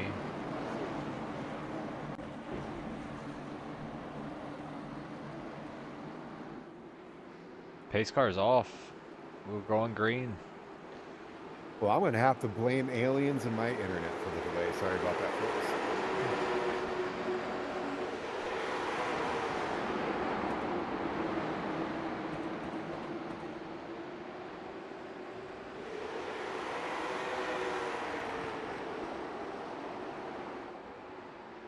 Back to green flag racing. Yeah, I do see that now. My broadcast a little delayed. Sorry about that, folks, as the pace car did dip down. And Yellow out once again. Justin Moore, Caleb Kramer.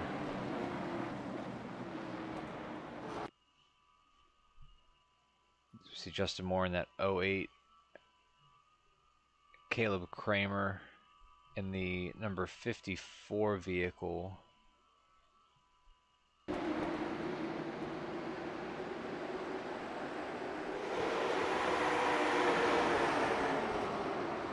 So he just dives in there and gets into the left rear of Justin.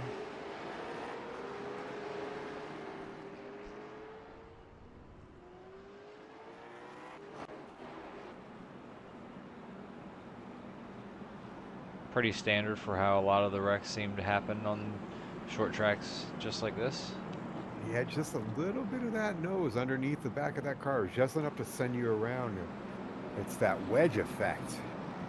You got to be so careful, and it takes so much grace to be able to run right behind that car behind you and not get into when you turn around.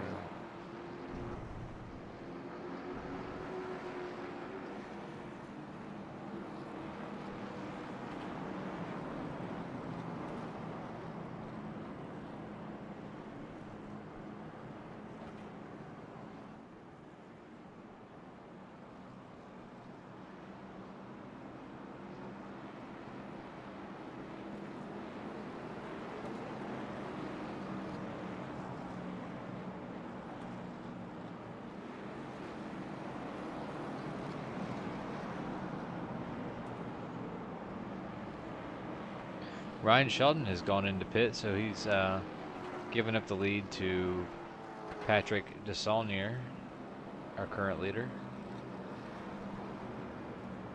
from Hubbardston, Massachusetts. Looks like, yeah, it looks like the 08 came in for some service as well. The 24 came in for some pit service. As the pace car comes back around, they'll just be able to beat him out. They're safe there to say that they're not going to lose a lap. And you can see that Patrick's definitely been involved in some. It looks like he's got some damage there to the nose of his car. Yeah, I was noticing that before, a little bit of damage to the front. I was hoping that's not going to affect his water temperature too much by pushing in that radiator, because you know, if you're not getting enough good air into there, your water temperature will go up real quick.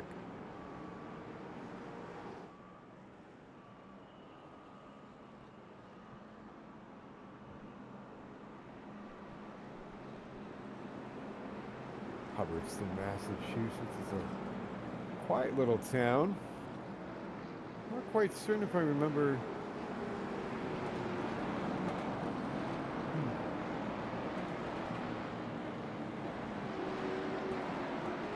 That's a Western Mass. Oh, Western Mass, Worcester. It's all New York to people in Boston anyway. Yeah, Hubbardston. Worcester County, Pa. Yeah, it's a nice little area there. So good to see some more folk from my neck of the woods running some races here in iRacing. So we're going to go back to Green Flag Racing, Thompson Speedway, and the Todd Danbury Memorial Race. 93 is taking that lead.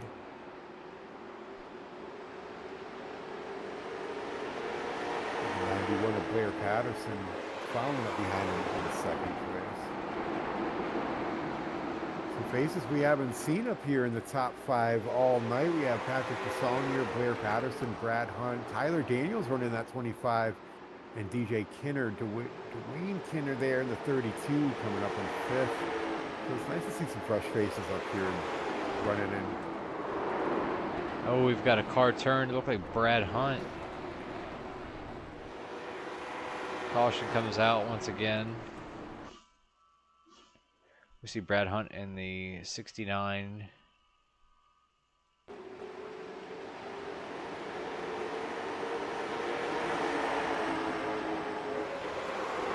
And Tyler Daniels gets into the back of him.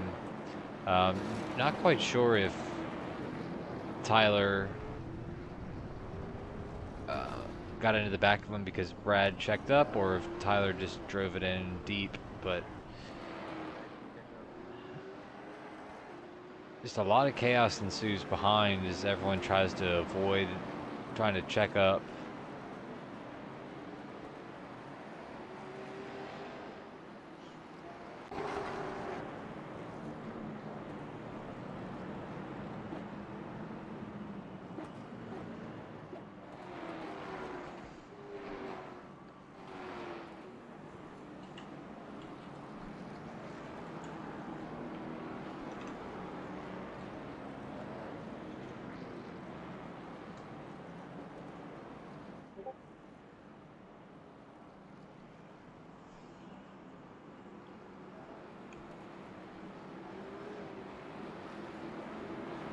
Taking a look back there, that'll be a hard one to call. There was some hard racing there between the 69 and the 25, or the 91, sorry.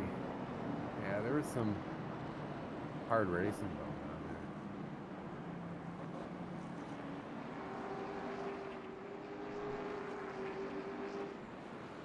Yeah, just the slightest touch will get. Well, we've got Tyler Daniels available to talk to. We can try to get a little insight on that incident. Hey Tyler, it's Ethan and Josh in the booth. You got us? Hey, what's up, guys? Hey, so doing really good right now, sitting in third. We were kind of interested to see if you had any insight on the incident that just happened. I was just trying to give him. I don't know. I just went too far on it, so just I was trying to do like short track racing to assist the move people out of the way, and I missed half it. It sounds like some hard racing going out there, but you're holding your own there in third place. And are you having fun? Yeah, I'm having fun. At least I'm having fun for now. That's great. There's going to be a lot of pressure coming from behind, so make sure you keep your eye on that little mirror, but that big window in front of you is most important. You're running, having a good race, Tyler. I'm glad you're having some fun, dude. Okay, thank you.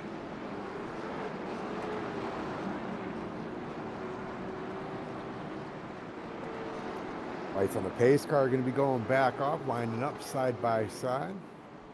It's going to be a hard-fought battle, see who can get into that first spot.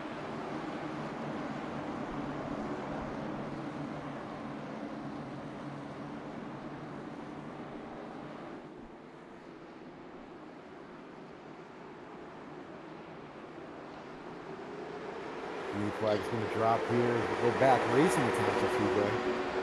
And we're seeing some of these guys that had been in the lead. They're working their way back to the front. Adam Ritchie working for the third place position there with Tyler Daniels, and now we got Ryan Shelton to the outside. Tyler Daniels looking to get a spot. A little bit of contact there between Tyler and Ryan. It looks like they're going to get around. Tyler's going to dip down to the inside. Looks like the 99 and 97 are going to get by. Tyler just needs to find a way to get back up in line. That bottom, unfortunately, just isn't doing him any favors at the moment. Once he gets, he's got the opportunity now. Yeah, once he gets if back he takes it. It looks like got a car spinning off into the infield grass there, mowing the lawn a little. Gets back on and calls him out.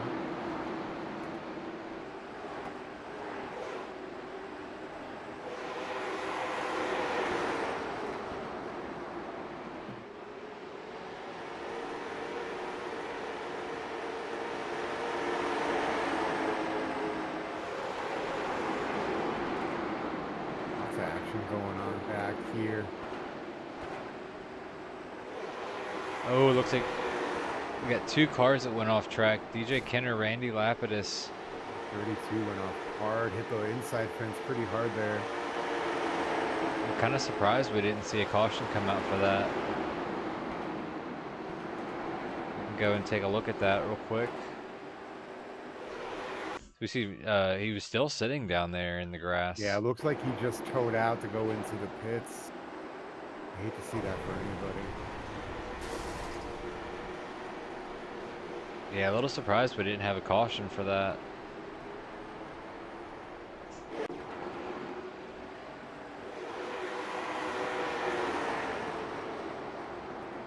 Take a look. He did tow to the pits. Looks like he is sitting there. I'm not sure if he's just taking some optional to get some of that damage repaired. I don't see any tires going on. So we'll see if he's able to get back out here into the action. He is going laps down. He would have that tow timer to have to deal with as well. Yeah. 3 wide there for a moment out of turn 4. Tyler Daniels getting into the wall. Tyler's had a lot of trouble on this restart, falling back to the 10th position.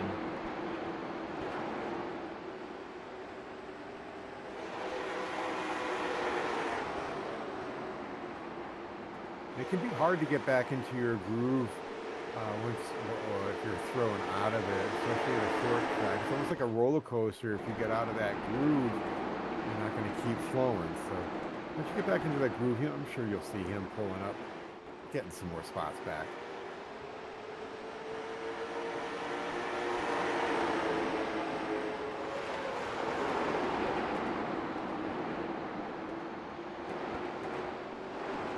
These top 5 guys currently are just the speed that they've shown. You know, any one of them I think has got a shot to win this race at this point. And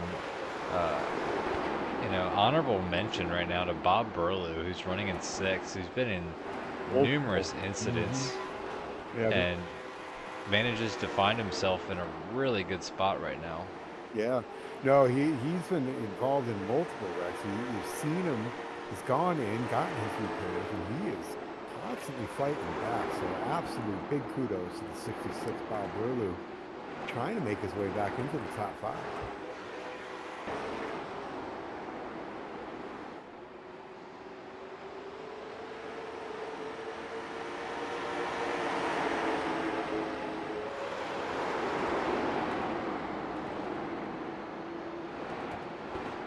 Another driver and car you haven't seen up there too much. Taking a look at Casey Lynn in the 069, making his way into the top 10, running in the 7th position right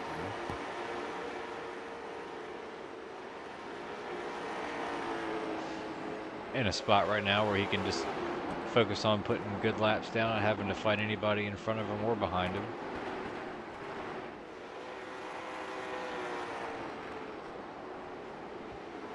Take a look here. It looks like we now got a lap traffic coming into play here as Blair Patterson is trying to get his way around the 7. Looks like there's some contact between the first and the second place car. Oh, and Bob Burlew gets involved in it as well. Oh, it's a horrible place to get into a little loose there, and it did show itself.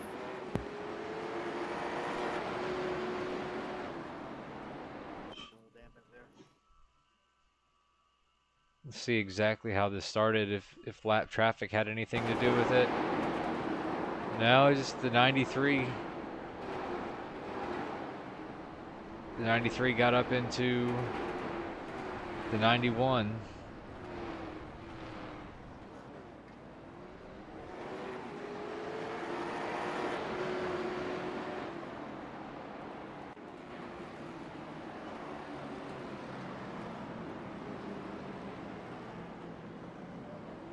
Yeah, you do see the 93 going down, diving in between the 91, so let's slow that down. That's going to put Ryan Shelton back to the point. Adam Ritchie in second. Casey Wynn third. Justin Moore in fourth. Brad Hunt rounds out the top 5. Oh, so I'm not going to say, I'm not going to throw shade, no tea, no foul, but the 91 did come down a little bit, and 93 was holding the line down there, but, you know, it is short track racing. You got to, so if you get even just a little bit loose, it will throw you off. So taking a look at that, I'd hate to see it for both those guys. They were running so strong.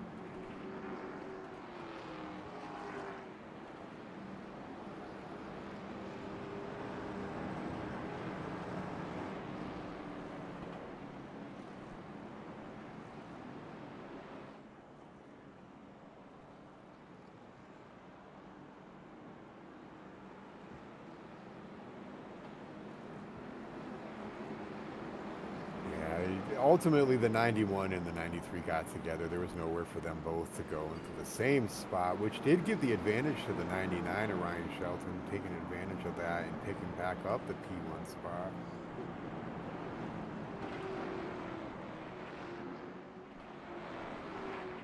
Find the 2 car of Adam Ritchie has made his way back up.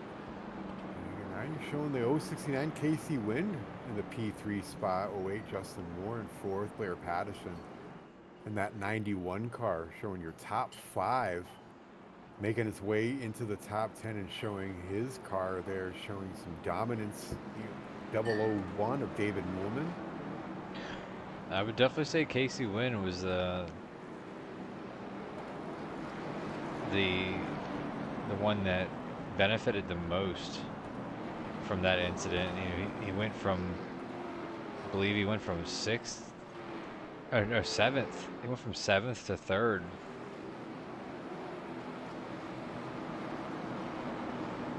Now in an opportunity to try to see if he has anything for these other leaders. He's picked up 6 spots there since that last pit, so the pace car dips down. We're going to go back to green flag racing.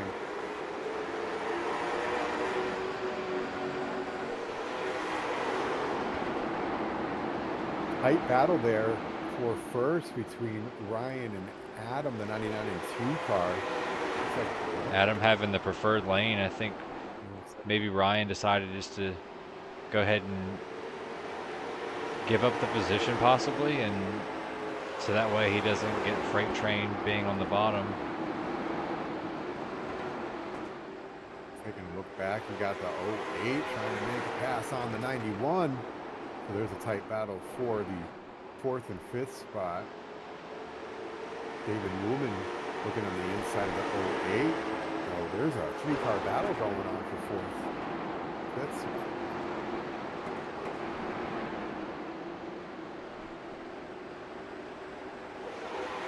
Oh, we've got contact. We stayed green though.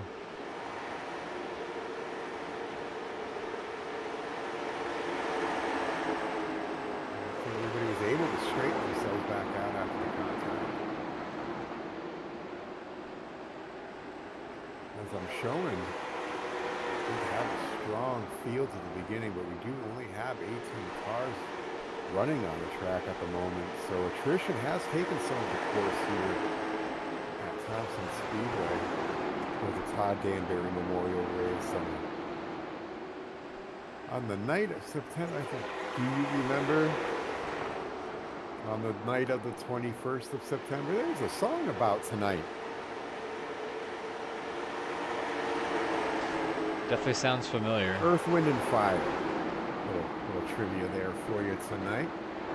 On the 21st of September. It's my best friend's birthday. Actually, I'd like to maybe take a little time to throw a shout out to my best friend Fran, celebrating his 39th birthday. He's got one more year to go to hit that spot that he laughed about me a few years ago about, so happy birthday. Yeah, it's really funny that you bring that up because I've got a good friend, his birthday is today as well. There's a lot of different birthdays. Yeah, Bill Murray's birthday is today. Stephen King's birthday is today. Very famous American horror writer for a lot of people who may not know who that is. And then who else's birthday? Jason Derulo's birthday is today. So happy birthday to my best friend Fran and all those Hollywood people, I guess. I don't know. Happy birthday to them too. And happy birthday to anybody else out there in our YouTube broadcast land who could be tuning in tonight.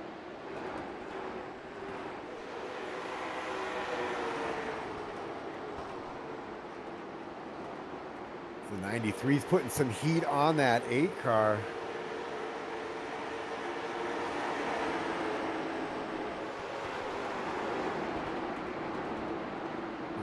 Taking a look on the inside of the 08, so there's still a battle back there. And it looks like the caution flag's coming out.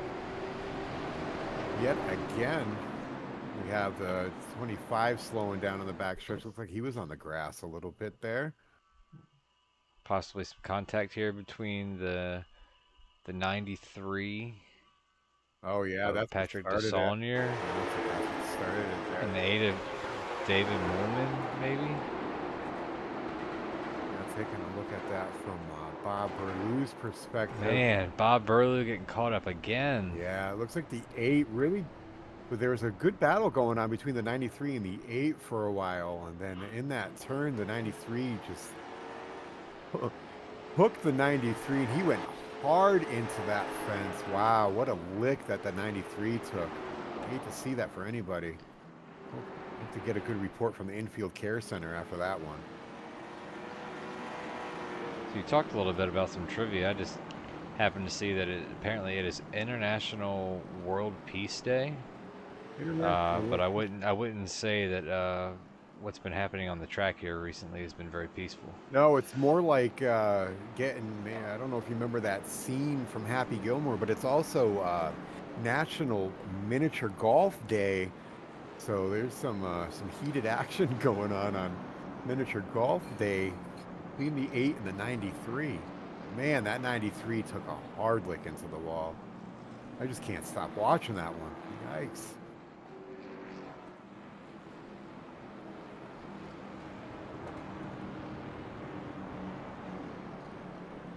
Yeah, and poor 66 Bob Rulo got into that as well after the 93 took about 2 turns hitting the wall, and Bob had nowhere to go.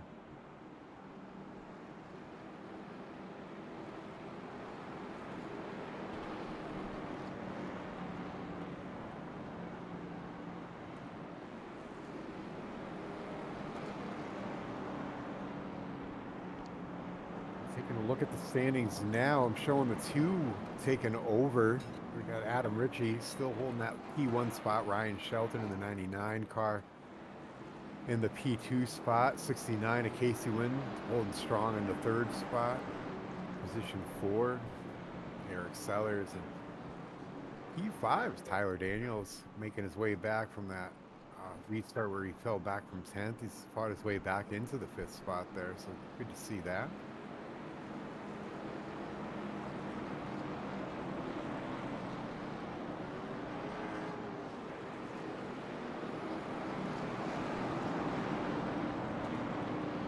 The 93 had towed in, so he's still waiting in his pit box to see what kind of damage he's got, any kind of repairs that he needs to take on to get back out onto action on the track. And the action's probably only going to continue to ramp up as when we go back to green here, we're only going to be sitting at about 33 laps to go.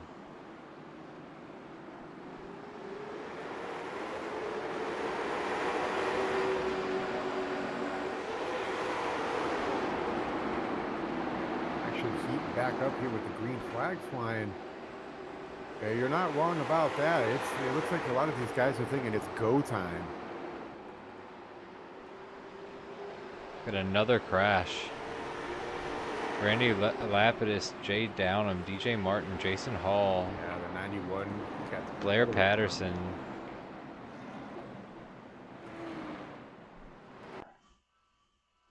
So we're going to take a cockpit view here from Blair.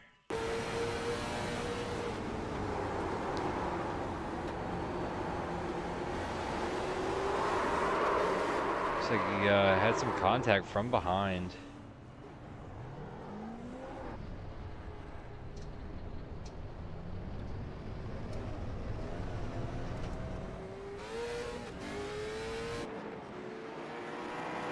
Go back and get one more angle of that. Yeah, it looks like the 08 and Blair right next to each other and kind of got together and it turned them both around there. So it looks like they both apologized to each other on the radio. And 08 saying it wasn't intentional. So no bad blood on that. Looks like that was some side-by-side action.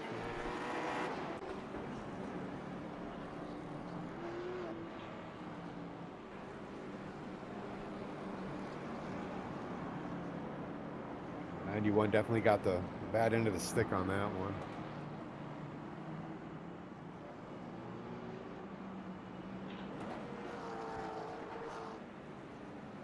Looks like the 54 is a lucky dog on that, so Caleb Kramer will be able to get a one of his laps back.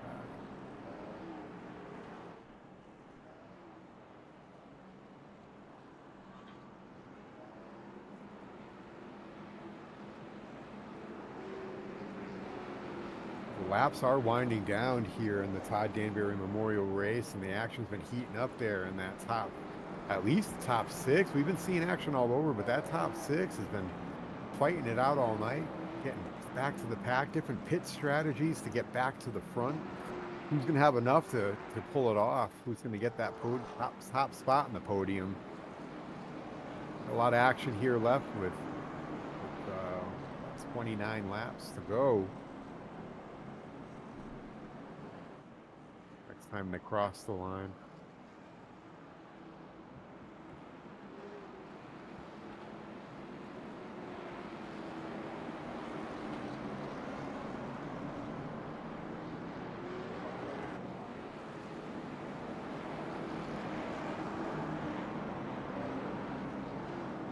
Got your top 10 real quick. We got the 2 of Adam Ritchie, 99 of Ryan Shelton, first and second. Third is Eric Sellers.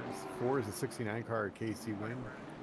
5 of 23 of Brad Hunt. 6, 25 of Tyler Daniels. 7, the 08 of Justin Moore. 8 plates, 29 of Justin Carvey. 9th place, 91 of Blair Patterson. Rounding out the top 10, we got the 66 of Bob Burlew. He's fighting his way back. The green flag drops. Single file restart. Smart idea.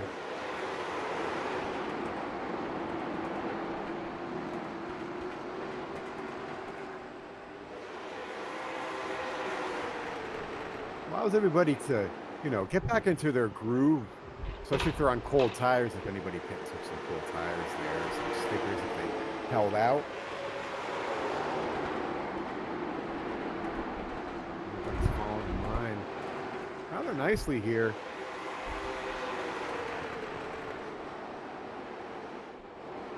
The 2 cars still holding a car and a half lead over the second place of Ryan and Shelton, but out on the heels there and being patient. So 69 of Casey wins. So kudos to Casey for coming up through the field through the whole race and showing some strength here at the end.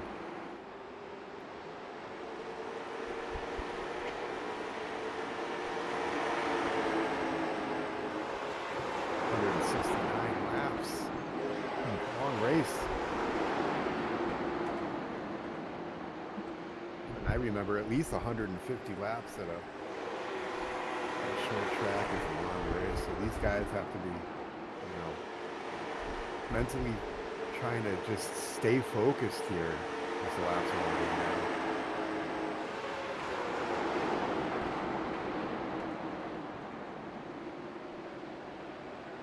You get Justin Moore up there really slow. Oh yeah, it looks like there was some contact there in the back. 54 was up on the wall, which allows the 21 to get underneath him. He's gone to pit road now. Yeah, I'm seeing that the 08 is going in. I'll keep an eye on that for you as you keep action on the track.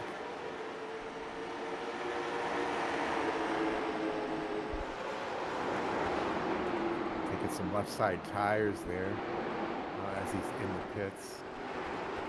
Tough though when you've seen those cars going around as you're sitting in the pits. And flag caution came out. You can see that when you're sitting in the pits. Looks like we got Randy Paridus once again. And that number 7.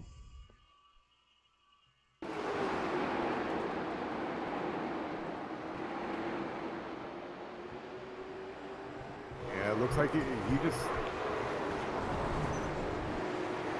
came up into the yeah, and got spun outside of Bob Burlew, which boys Bob had a night. Yeah, he's still old and strong. Luckily for him, he kept it straight after the contact from the 7 there, so he was able to continue on. Take a look at his he's got a lot of damage there that might slow him down. You know, aerodynamics isn't, you know, too much of a play here in short track racing, but you don't want tire rubbing, you don't want your radiator heating up and that water temperature going up. That can knock you out of contention real quick. And he's got some significant damage there in the left front corner. Right front corner's pushed in as well, so hopefully We'll see if let's get a quick word in with Ryan Shelton sitting in second. Hey Ryan, it's Josh and Ethan in the booth. You got us? Yeah, I got you. What's up? Doing a heck of a job tonight. Obviously been running up front, led a lot of laps, but you're sitting here second place with, you know, we're looking at it only about 20 laps or less to go here. So kind of curious, do you think you're going to have anything for Adam? I don't think so, but I'm gonna throw it all at the wall and hope for the best. He's really fast in these cars, and I am not. So we'll see how it rolls. Yeah, we definitely know that Adam is he's definitely known for being extremely good in these late model stock short track races. So being able to get up there and get past him is definitely going to be no easy task whatsoever. But we're definitely going to be keeping an eye out and hoping that we see a little battle here for the win. Yeah, hopefully I can. I would like to take the win. It would be really cool to take the dub, but I don't know. He's quick. Now, Ryan, when you say throw it to the wall, you thinking about a video game move, or I'm just kidding. I mean, I do have a Trackhouse paint scheme, so it's only You fitting. You do. Good luck to you. Yep. Man.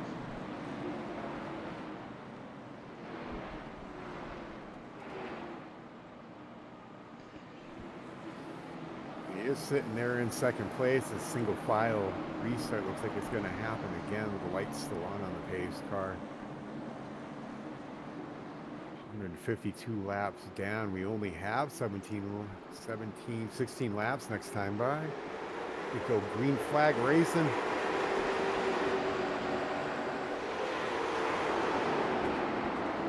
The 99 looking onto the inside of the 2. He's pushing hard. He's going to have what it takes to get around that 2 car. He's been showing some dominance here as of late.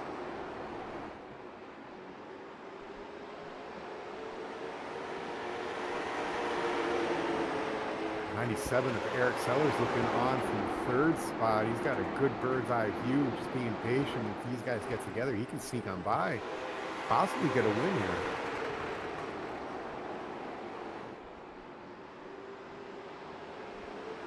Looks like Randy's had another incident and went off track, but we stayed green. 14 laps remaining. Yeah, he's gotten himself back on the track. I think he's definitely got a handful there. His car is all over. I don't think he realizes. Oh, Ryan Shelton gets into the wall just a little bit, and it's going to allow Adam to get further away. He wasn't kidding when he was just throwing it to the wall, huh? He's just pushing it. He's trying everything that he's got. Yeah, he's literally throwing it to the wall to the next level here as he's trying to give it all he's got to catch the two of Adam Ritchie. He's just sticking it.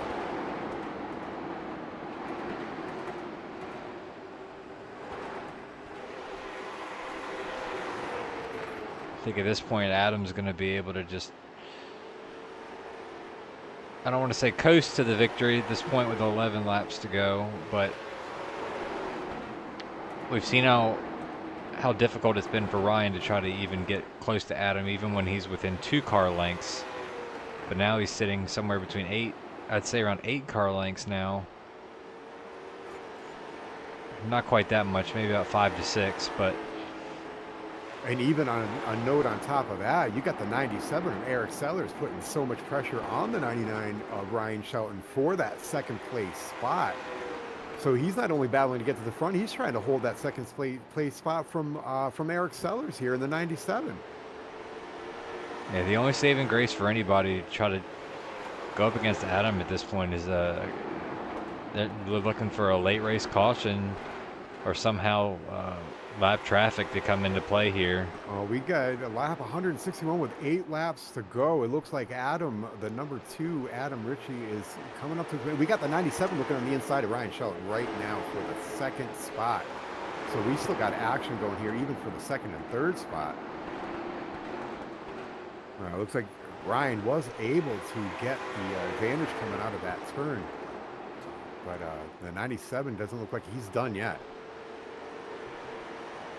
Oh, we've got a car turned in turn 4. Oh, boy. Oh, cautions come out. You know the two didn't want to see that. Ryan is breathing a sigh of relief right now with 97 of Eric Sellers was right on his bumper as that caution came out. So there is still a lot of action here left with 6 laps to go in the Todd Danbury Memorial Race with Tyler Daniels Racing League on ET. Tyler Daniels just sent it in really deep and got into the back of Justin Carby.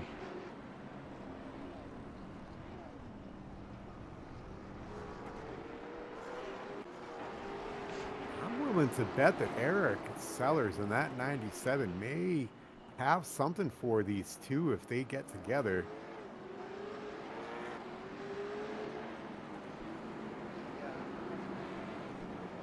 Let's see if we can get a quick word in with Adam.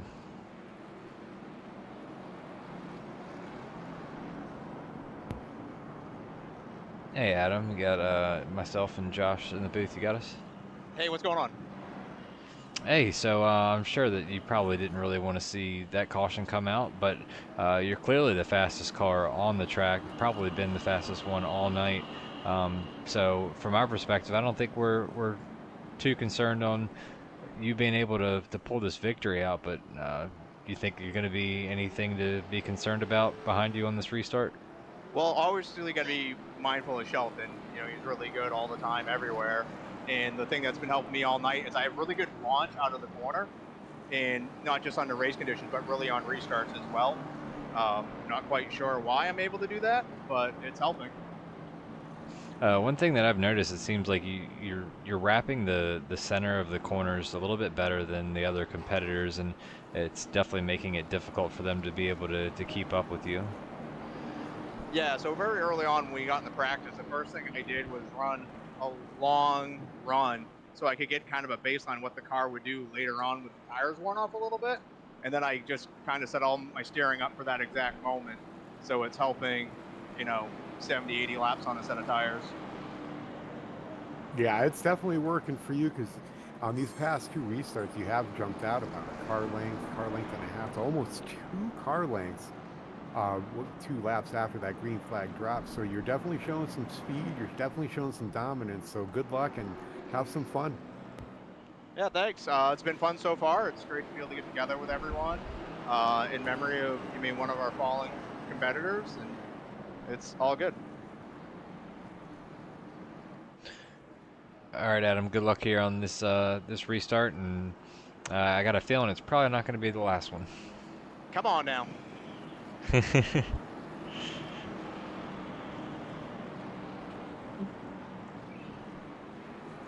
As the lights go off on the pace car, we're not going single file. We are double file for this first of 3 green, white, checkered flags. I bet you they're all holding their breath right now. I know I am over here.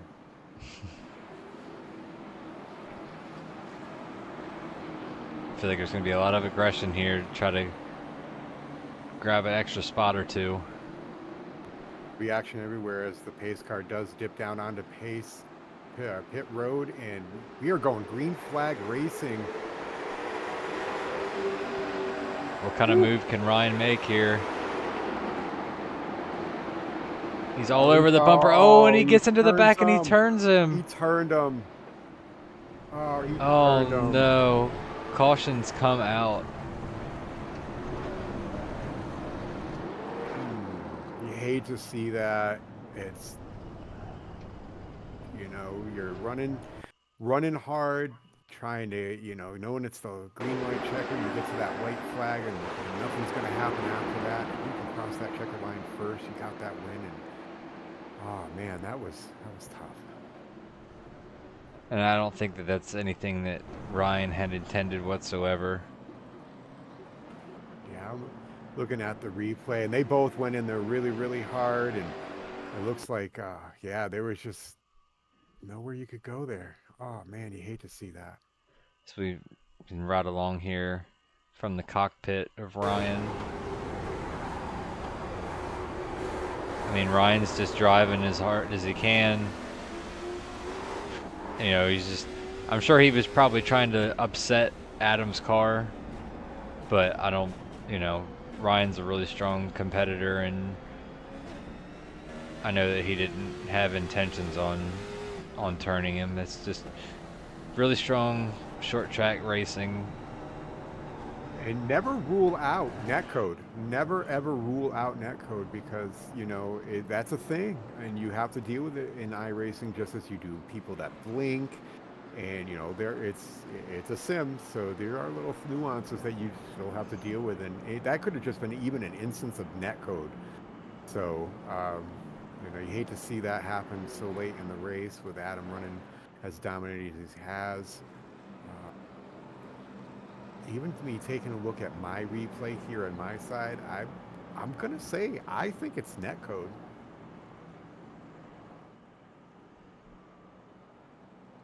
Because I'm looking at the far chase angle of this, and I can still see the underneath neon bumper, the roll bar there that protects the fuel tank on these late models. And when he starts spinning, you can still see it. So I'm gonna say I err on the side of caution. That was definitely some netcode. Well, we'll try to get one more look while we're waiting as well. Yeah, I'm watching Adam now. He is in the pits. Looks like he's taking on some right side tires, and he's probably gonna get some beating and banging done on that body just to try to get it straightened out, and off he goes. Yeah, there may have been just a little bit of netcode. Yeah, I'm calling some netcode there, because I can still see the roll bar, the roll cage that protects that fuel cell. And if I go take a look back at you rewinding what you got there, I think I heard a call for single file. Get this before see you could still see some roll bar there, so I'm gonna err on the side of caution and netcode there. Everybody's running hard, and I don't also think that was intentional either, so good call on that, Ethan. Always watch the replay. I'm always the first to complain about a wreck or something happens, then I watch the replay, and 75% of the time it was my fault. So well, single file restart here for our second green white checker. Here we go. We'll find out if Casey is able to do anything.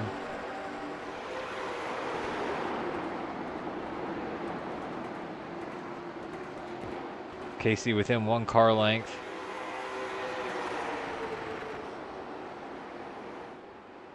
And you do got the 91 of Blair Patterson also coming on strong too, to look under the 69. Ryan gets the white flag. Casey's going to have to do something really drastic here in turn 3 if he's going to have any chance. How deep will he send it? No, the 99 is Not protecting the bottom. Not deep enough. Ryan Shelton comes off turn 4 and wins the Todd Danbury Memorial Race at Thompson Speedway. How about that? What a good run by everybody involved in this race tonight. It was a hard fought no matter what position you were running tonight. There was side-by-side action. There was people beating and banging. And man, that was such a fun race in memory of fallen brother of ours, Todd Danbury, and the Todd Danbury Memorial Race. Wow, that was just some intense moments there at the end.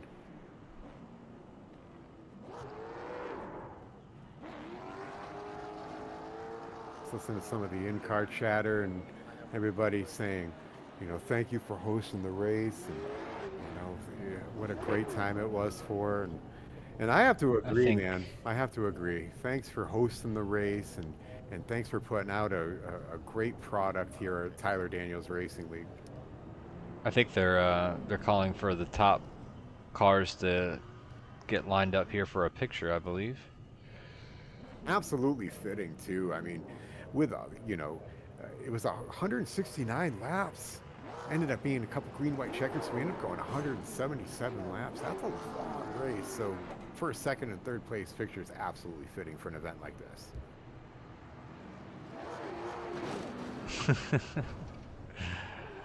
See a little bit of extracurricular activities going on. They're taking another lap, as to say, take a bow.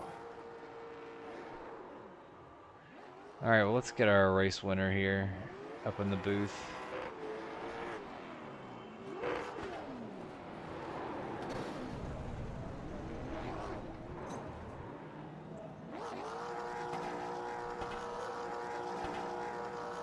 Ryan Shelton, welcome to the Todd Danbury Victory Lane. What's going on? So great job on getting the win. You know, maybe a little bit of controversy there. We went back and looked at it from a couple different angles. It looks like there may have been a little bit of net code involved between yourself and Adam. What did you think from your perspective? I think it was all my fault. I timed the restart a lot better than I had before, and got into the corner. He went a little bit lower than he normally did. He came up right in front of me, and he was a little bit slower than I remember him being coming off the corner, and I just got really greedy on the throttle. You know, it's 2 laps to go. I was trying to keep as close as I can because I was planning on riding a 3-4 wall if I was close enough. But at the end of the day, I kind of got into him, and I didn't like that too much. So I told him that I was sorry and sent him a little message. Hopefully it makes it up, but yeah, I know I'd be mad if I was him. That was going to be my next question. Just, you know, was there a text message that was going to go out? Was there going to be an apology? Because I had to rewind it a few times, and I was looking at it, and I was like erring on the side of net code because I could still see a little bit of the underneath. But you know, it's kudos for you for admitting that you may have gotten into him a little bit, but there's still a win in there, and congratulations on the win here, the Todd Danbury Memorial Race for TDR Racing. So it was a hard fight. It was a long race, that's for sure. Yeah, it was definitely a race of patience. I'll say that. There was a lot of 45-mile-an-hour laps ran, so made it a little bit longer than it should have been. But here we are at lap 176. Got a dub, so I'll take it. Well, congratulations once again. You know, like you said, it may not have been the way that you wanted to get it, but at the end, it's still the winner that gets the trophy. So,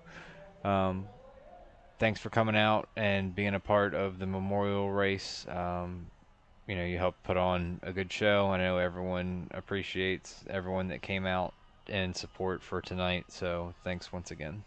Yeah, I'm glad we got to do this. You know, Todd was definitely an interesting character to have around. So his presence will definitely be missed. Absolutely. All right, Ryan, enjoy the rest of your evening. Will do. All right, so let's see if we can't grab our second place finisher, Casey Wynn.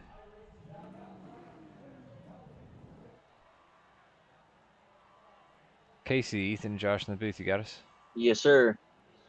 Hey, congrats on a awesome second place finish in the Todd Danbury Memorial Race. Did a heck of a job. You're able to stay away from a lot of the wrecks that were happening tonight. Yeah, it was a struggle. I mean, I got into one early and I was trapped a lap down for about, I felt like 70 laps. And then I got up there with Ryan and Adam, and I knew, them are usually the guys to beat. And I just kind of was running their line and learning as it was going, and I was getting faster and better. I mean, I don't think I had anything for either of them, but I mean, I was there.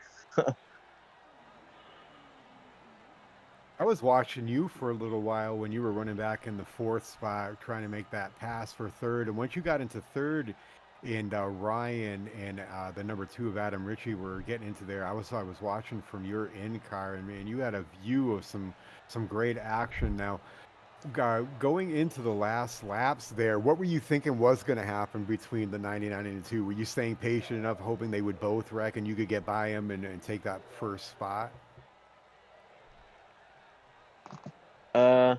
Yeah, I don't know. I really don't think I had anything for them. I was just kind of hoping they were really getting to racing. I think that would have caught me up to them. I mean, I wasn't expecting them to spin by any means, but I thought maybe they would start racing. I might be able to make something happen up top. I mean, that's just what this track produces. It's pretty much pass around the top or bottom feed and get past. It's tough out there. Yeah, no doubt. Thompson is a tough track, especially with the front ends of these cars. But your patience and perseverance got you a second place podium finish. So congratulations, and that was a good race for one of our fallen brothers. Yeah, I appreciate it. Normally I run the 0.5, but I got with all of our admins, and they were okay with me running Todd 69, and I made the car dedicated to his truck, and that's something he really loved outside of our racing community. So glad to come home P2. There was a lot of cars tonight, and I'm glad to do it for Todd. Absolutely, Casey, and we thank you for that as well.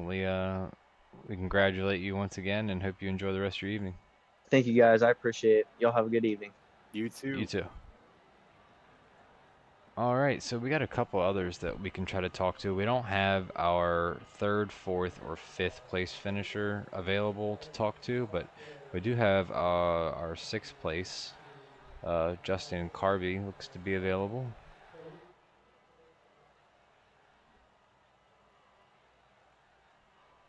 Hey, Justin, up in the booth, you got us? Yeah, what's up, man? Hey, so great job tonight getting a sixth place finish. You were one of the hardest chargers in the field tonight. You finished 18 spots better than where you started. You're able to obviously work your way through a lot of the chaos. So you want to give us a little bit of a rundown of how the race went for you?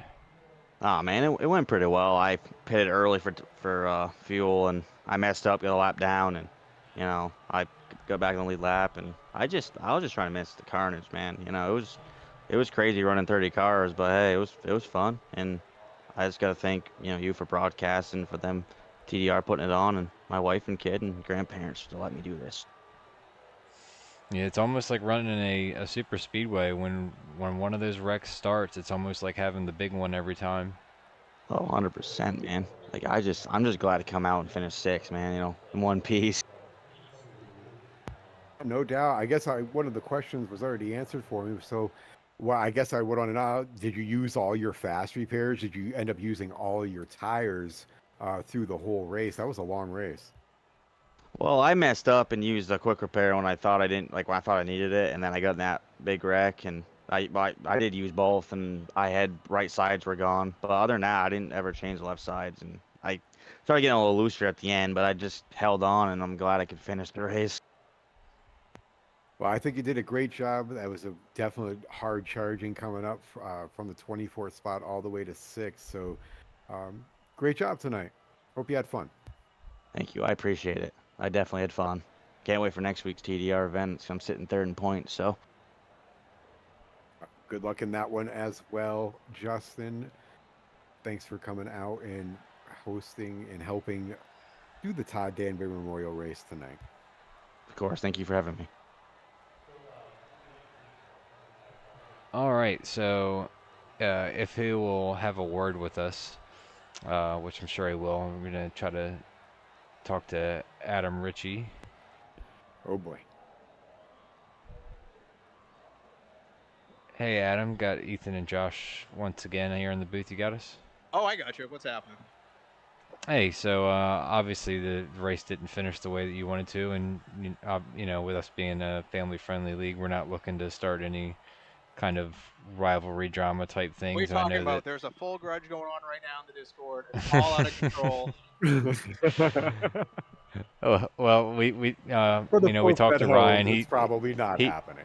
It's okay. Ryan said he took full blame for the incident. We went back and looked at it from a couple different angles, and it looked like there may have been a little bit of net code, but it's really close and kind of hard to tell. I'm not sure if you've gone and looked at it from different angles. I'm sure you have. You know, any thoughts that you have on it?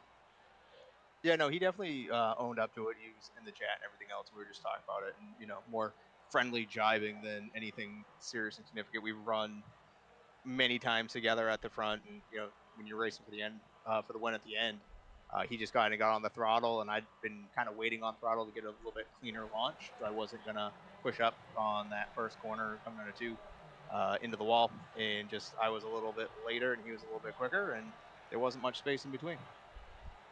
And that's one of the nice things, like you mentioned, you and Ryan have raced together a ton. You guys have a, pretty common respect for one another and your all's abilities.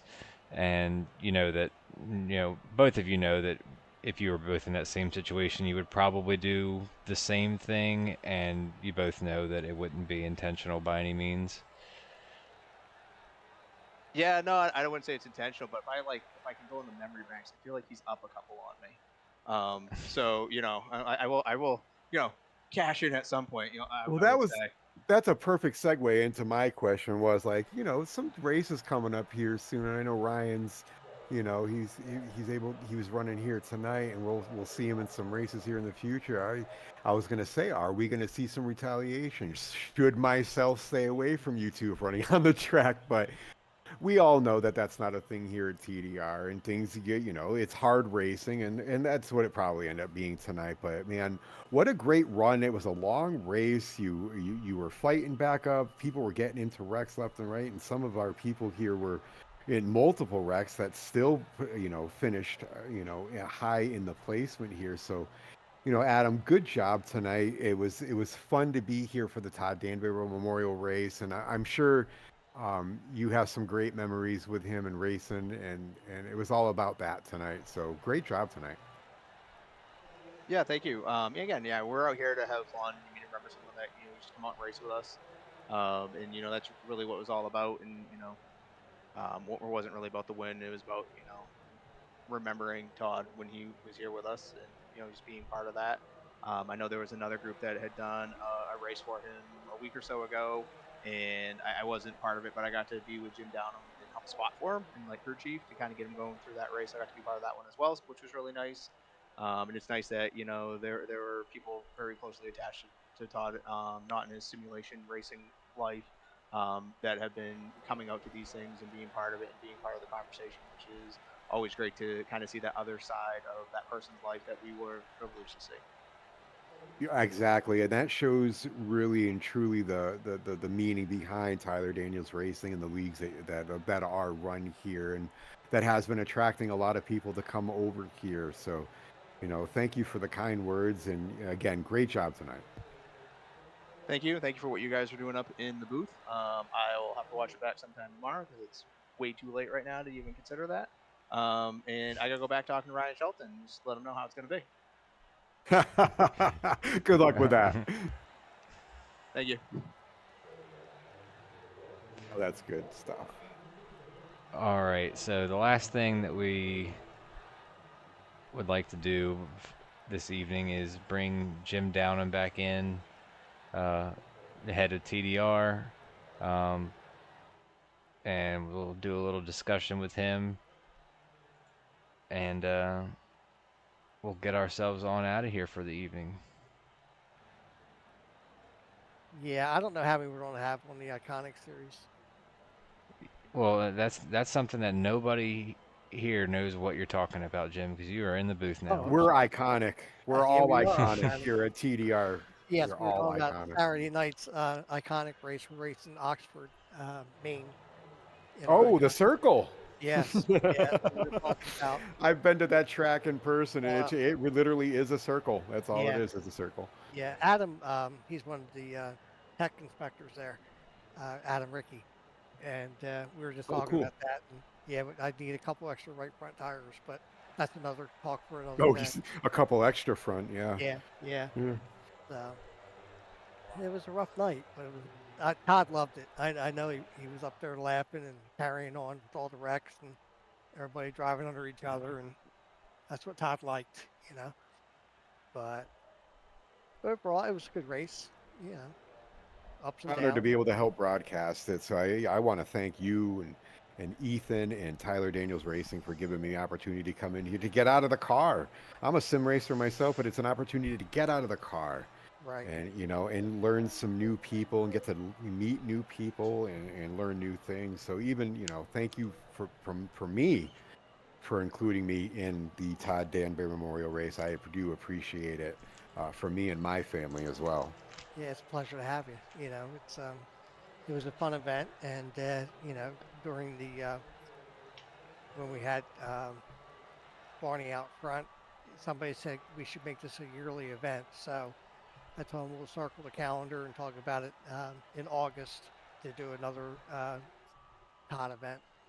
So we had a good car count tonight, and we knew the cautions would be there, but that's racing, and that's what Thompson is. You can run two grooves, but the outside line is definitely a faster line, and everybody wants to run the outside, and that's where everybody gets all crunched up trying to get there. So Well, Joey Logano would say that's short track racing. So that is definitely short track racing, and you just can't see around these cars. So when they start checking up, you can't see it. Next thing you know, you're looking at the guy's rear end. yeah, I've often raised myself inside these cars to see out Yeah. the window. Yeah, so it's very hard to see it in front of you. But overall, Ethan, thank you for the broadcast, and we thank all the fans for watching and supporting Todd and Brandy, and that's what it's all about. Is remembering Todd, and it was good fun for all, and I hope you guys enjoyed the broadcast. Yeah, I'm definitely glad that we were able to do it. Obviously, for me personally, with my schedule, Thursdays can be kind of tough, so I'm glad that I was able to have the time to be able to do it, for one, and that we had a good turnout, and for a lot, the race may have not gone the way that some may have wanted to, but again, it wasn't the reason that we were all here, but we're all racers. We're all still trying to finish first, but it was still enjoyable to watch. A lot of really tight racing, obviously a lot of carnage as well, but still enjoyable nonetheless. Exactly. So we'll have to circle a date for our calendar next year and do it all over again. Sounds like a good time to me. Sign me up. Yep. All right, Jim, once again, we thank you for doing such a good job, not only just as the head of TDR, but helping put together this event, and then Bob Burlew as well, for setting up the session, and then everyone that was able to come in and share some stories. We're glad that you were willing to come in and shed some light, maybe some things about Todd that a lot of people didn't know, and it was definitely a enjoyable experience, and we look forward to possibly doing it again next year, or maybe some other community type events in the future. Yes, absolutely. And I just got to thank my admin team. Without them, they're the ones that do working hard day in and day out to keep TDR going. And I owe it to the entire admin team and all the racers.